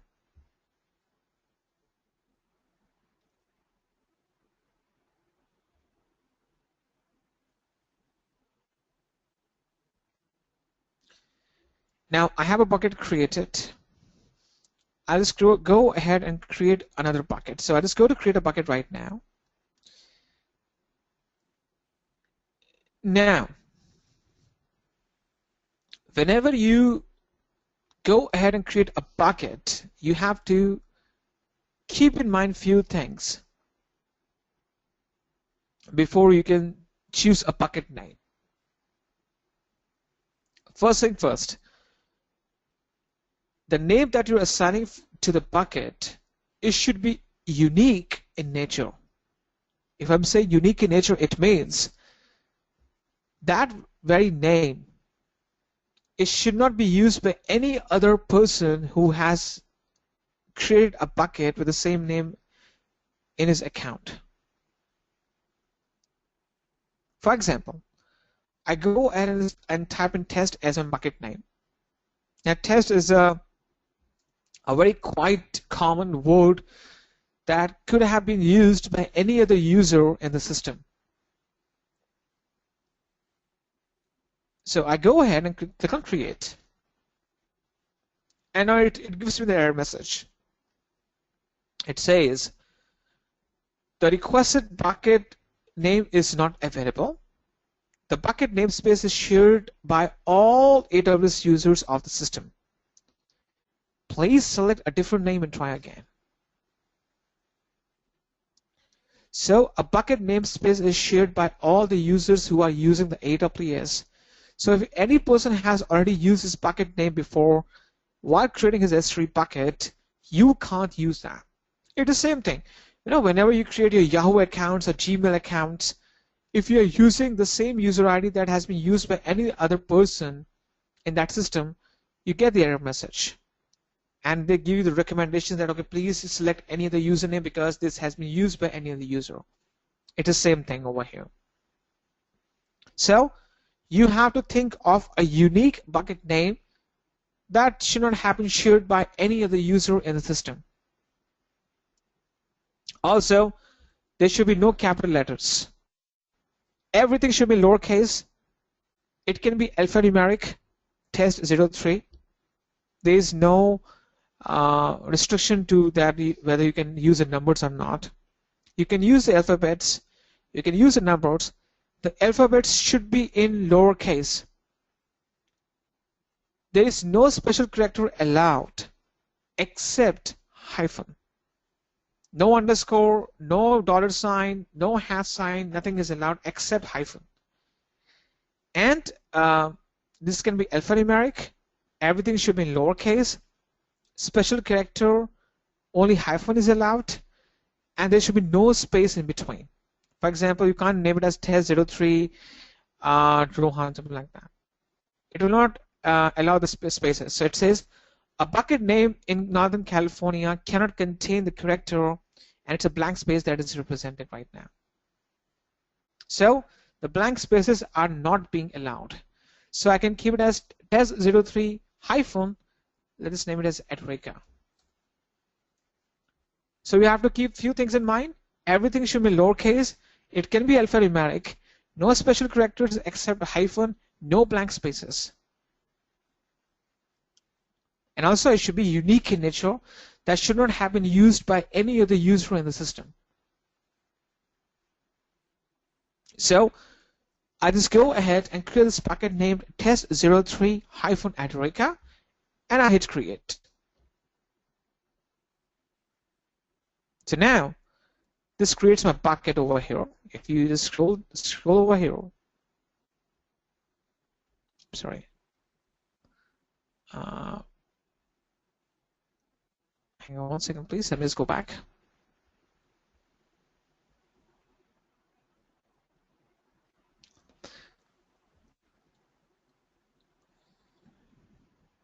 So now this test03-Adorica bucket has been created. I can click on this bucket. Right now this bucket is empty because I haven't uploaded any object to this bucket. How to upload the objects? Right click or go to actions and click on upload. You can also create the folders within that.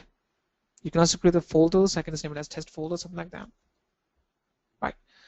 You can also create the folders and you can upload the data within that folder, or you can just now go to actions and click on upload. Once you click on upload, choose add files. I'm just now highlighting this option. You can just choose add files over here, and you can choose any of the files over here.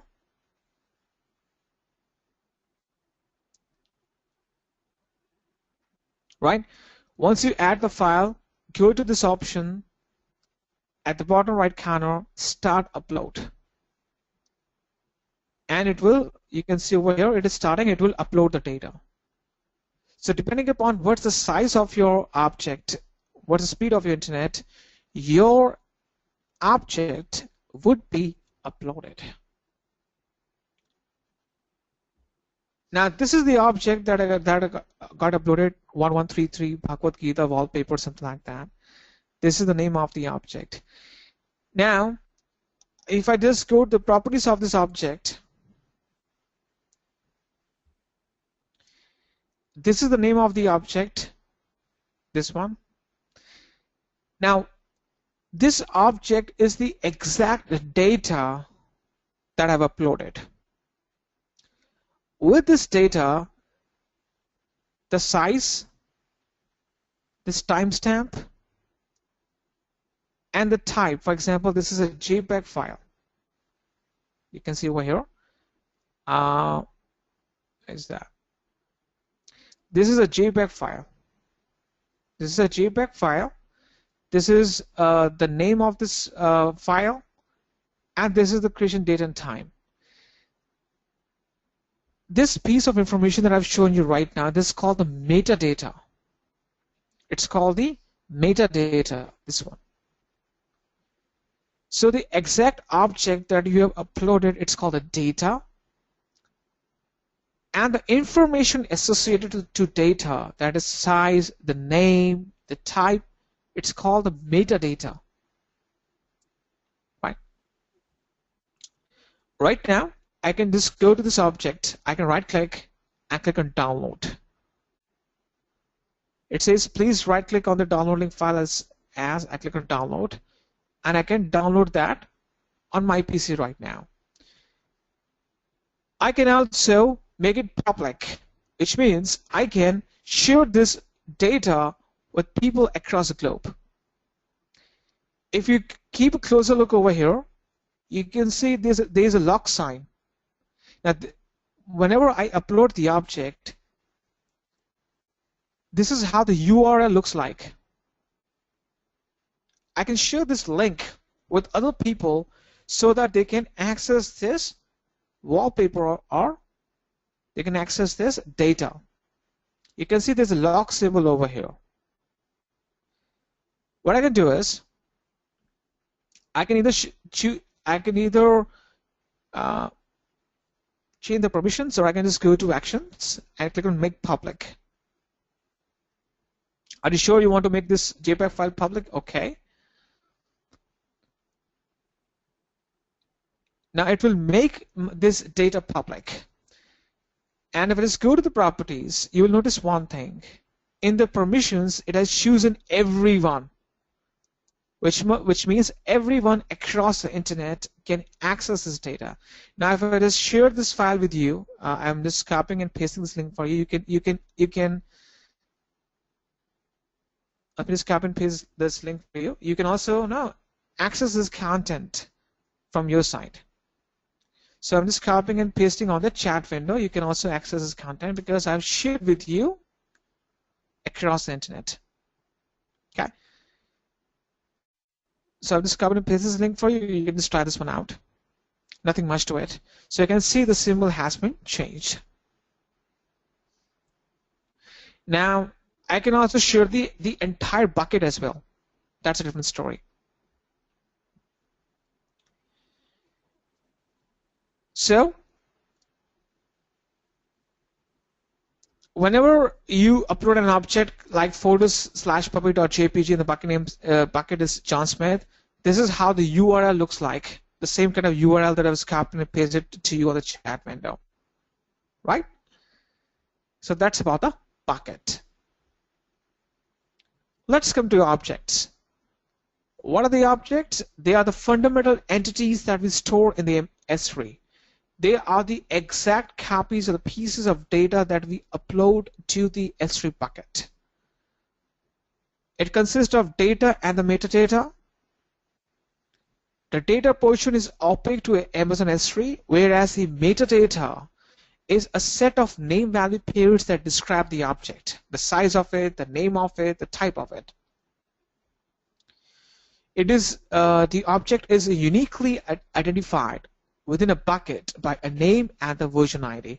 So it is mainly pointing upon this one. A version ID is a different thing, but with each object that you upload, you get an E tag with this one.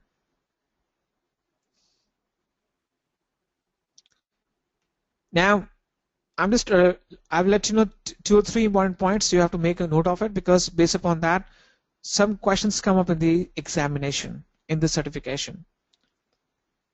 The first important point that I'm stressing upon is that you can store an infinite amount of data in a bucket. Today, if you go ahead and create a bucket, there is no limit how much data you can put in. You can go up to infinity. It means there's no size limit. You can put as much data as you can in a single S3 bucket. It's infinite. However, there's a big terms and condition.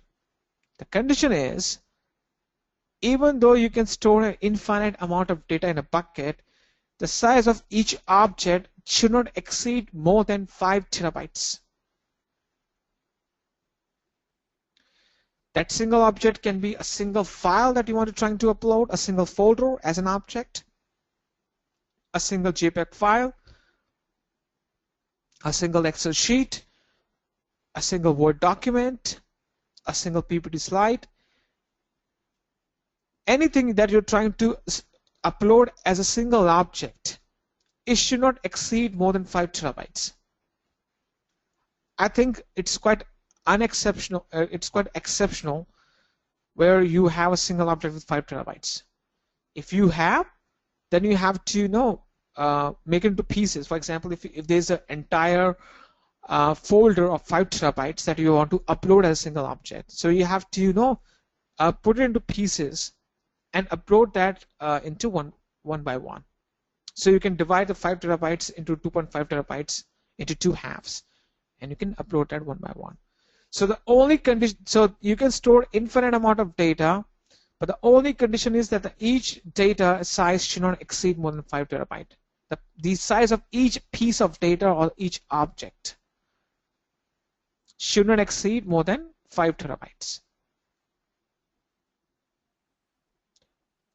And also, in a free tier account, so 2 important points. It's very important from the examination perspective. Even though these are very simple concepts, people tend to confuse. I've seen that. You get, first point, you get infinite amount of data stored in the S3 bucket. The size of each bucket should not exceed, each object should not exceed more than 5 terabytes. That's the second point. The third point is that under the free tier category,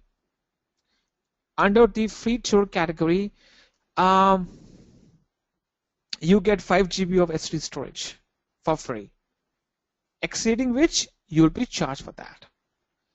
So these 3 important points, please make a note of it in the notepad anywhere, because at least one question comes up in the examination. The size of each bucket is infinite. You can put infinite amount of data in a single S3 bucket. However, the condition is that the size of each object should not exceed more than 5 terabytes. And also, under the free tier account, you have the limitation of 5 GB only. I'm pausing for a few seconds so that you can just make a note of it, and if you have any questions, you can put your questions across.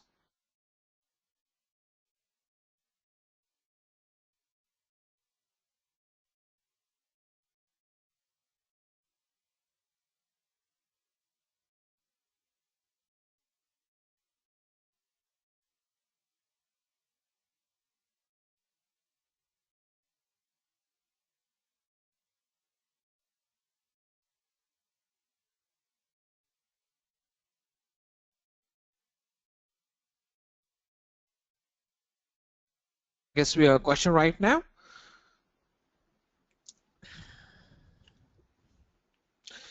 Rakesh is saying, so version IDs are maintained for duplicate copies of the same objects. Of course, Rakesh, you're right. Once I discuss the versioning, I'll discuss that. So version IDs are maintained once we create different versions of duplicate copies of the same objects. Okay. So once I discuss the versioning, I'll discuss that. Okay.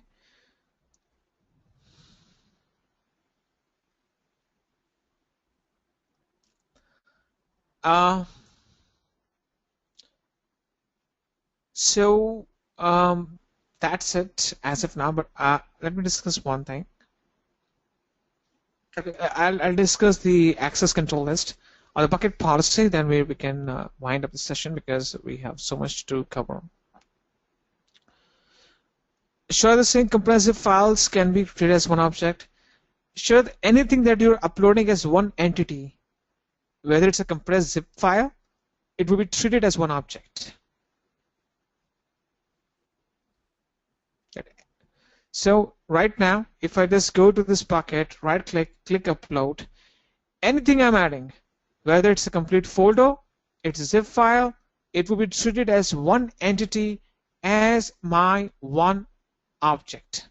So if it's a compressed zip file, because from the bucket perspective, the S3 doesn't have the intelligence of the extensions of or the formats of your objects. Whether it's a JPEG format, whether it's a doc format, XLS format, zip format, S3 is just a bucket. Now in a bucket in your bathroom, whether you put a muddy water, you put a plain water or a salty water, a bucket has nothing to do with it. A bucket is a container. It is the same thing over here. Irrespective of the fact what kind of extensions of the files you upload, it would treat that one file as a complete object. So a single zip file would be uploaded as a single object only. Right?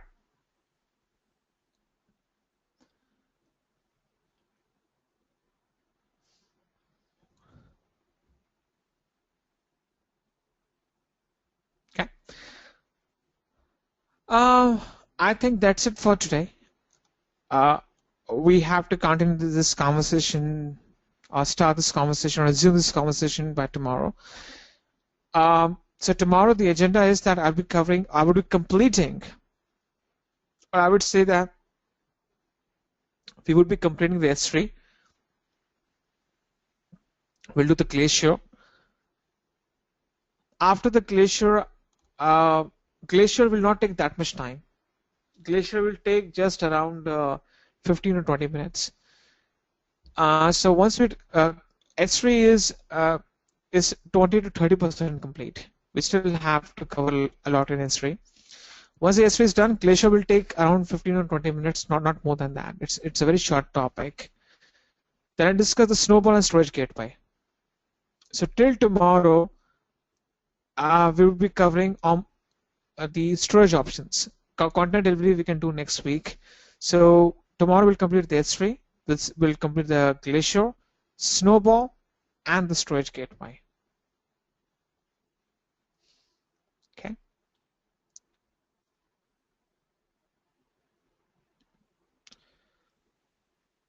Glacier will just take 10 minutes. It's quite easy because in the S3 there are so many features and options that we have to discuss, and that's quite important from the examination perspective. Because I've seen that out of 80 questions, 4 or 5 questions come from the S3. So that's why I have to stress more upon the S3. It's quite important as for us to know. Okay. So that's it for today. So today we have discussed the 2 or 3 important concepts on the auto scaling. We have completed the EBS volumes snapshots, and we have done almost 20% of the S3. Any questions, any inputs, any doubts before we can just wind up? Tomorrow we'll resume our session. We'll continue with our conversation, and we'll discuss with the S3. We'll start with S3. Okay, you have one question regarding the load balancer. Yes, Sharath, what's your question?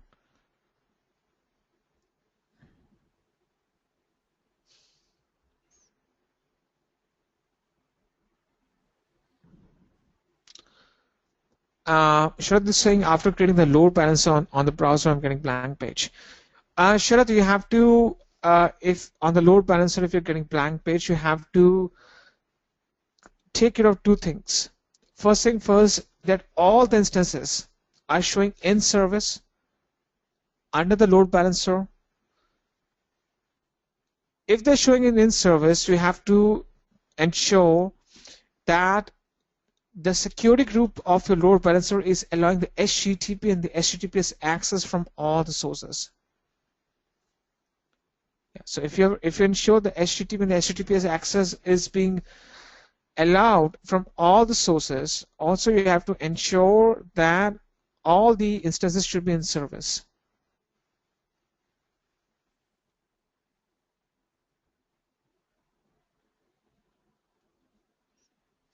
If any one of the instances are not in service, then the load balancer will create this kind of problem.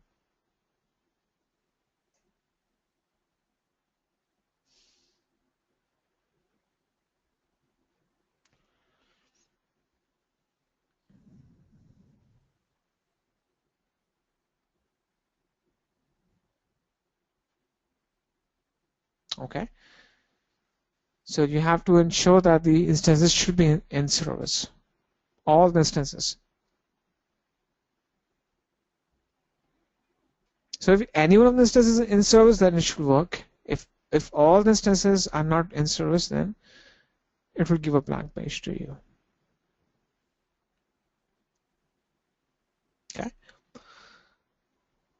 So that's it for today, guys. Thank you so much for your time and patience. I really appreciate that you have spent 3 hours of time, and we have discussed few important concepts today. Tomorrow we'll start with we continue with the same conversation. Last but not the least, quite important thing. Once the session gets over, please fill in the feedback form, because in the previous week only, I guess 2 people managed to fill in the feedback form, which is quite discouraging. So you have to just take out 1 minute of your precious time to fill in the feedback form, because it's quite important for me to showcase to the management, because I have to show the data to them that how satisfied the people are. So please fill in the feedback form once the session gets over. Okay. Thank you so very much. I'll see you tomorrow. Goodbye.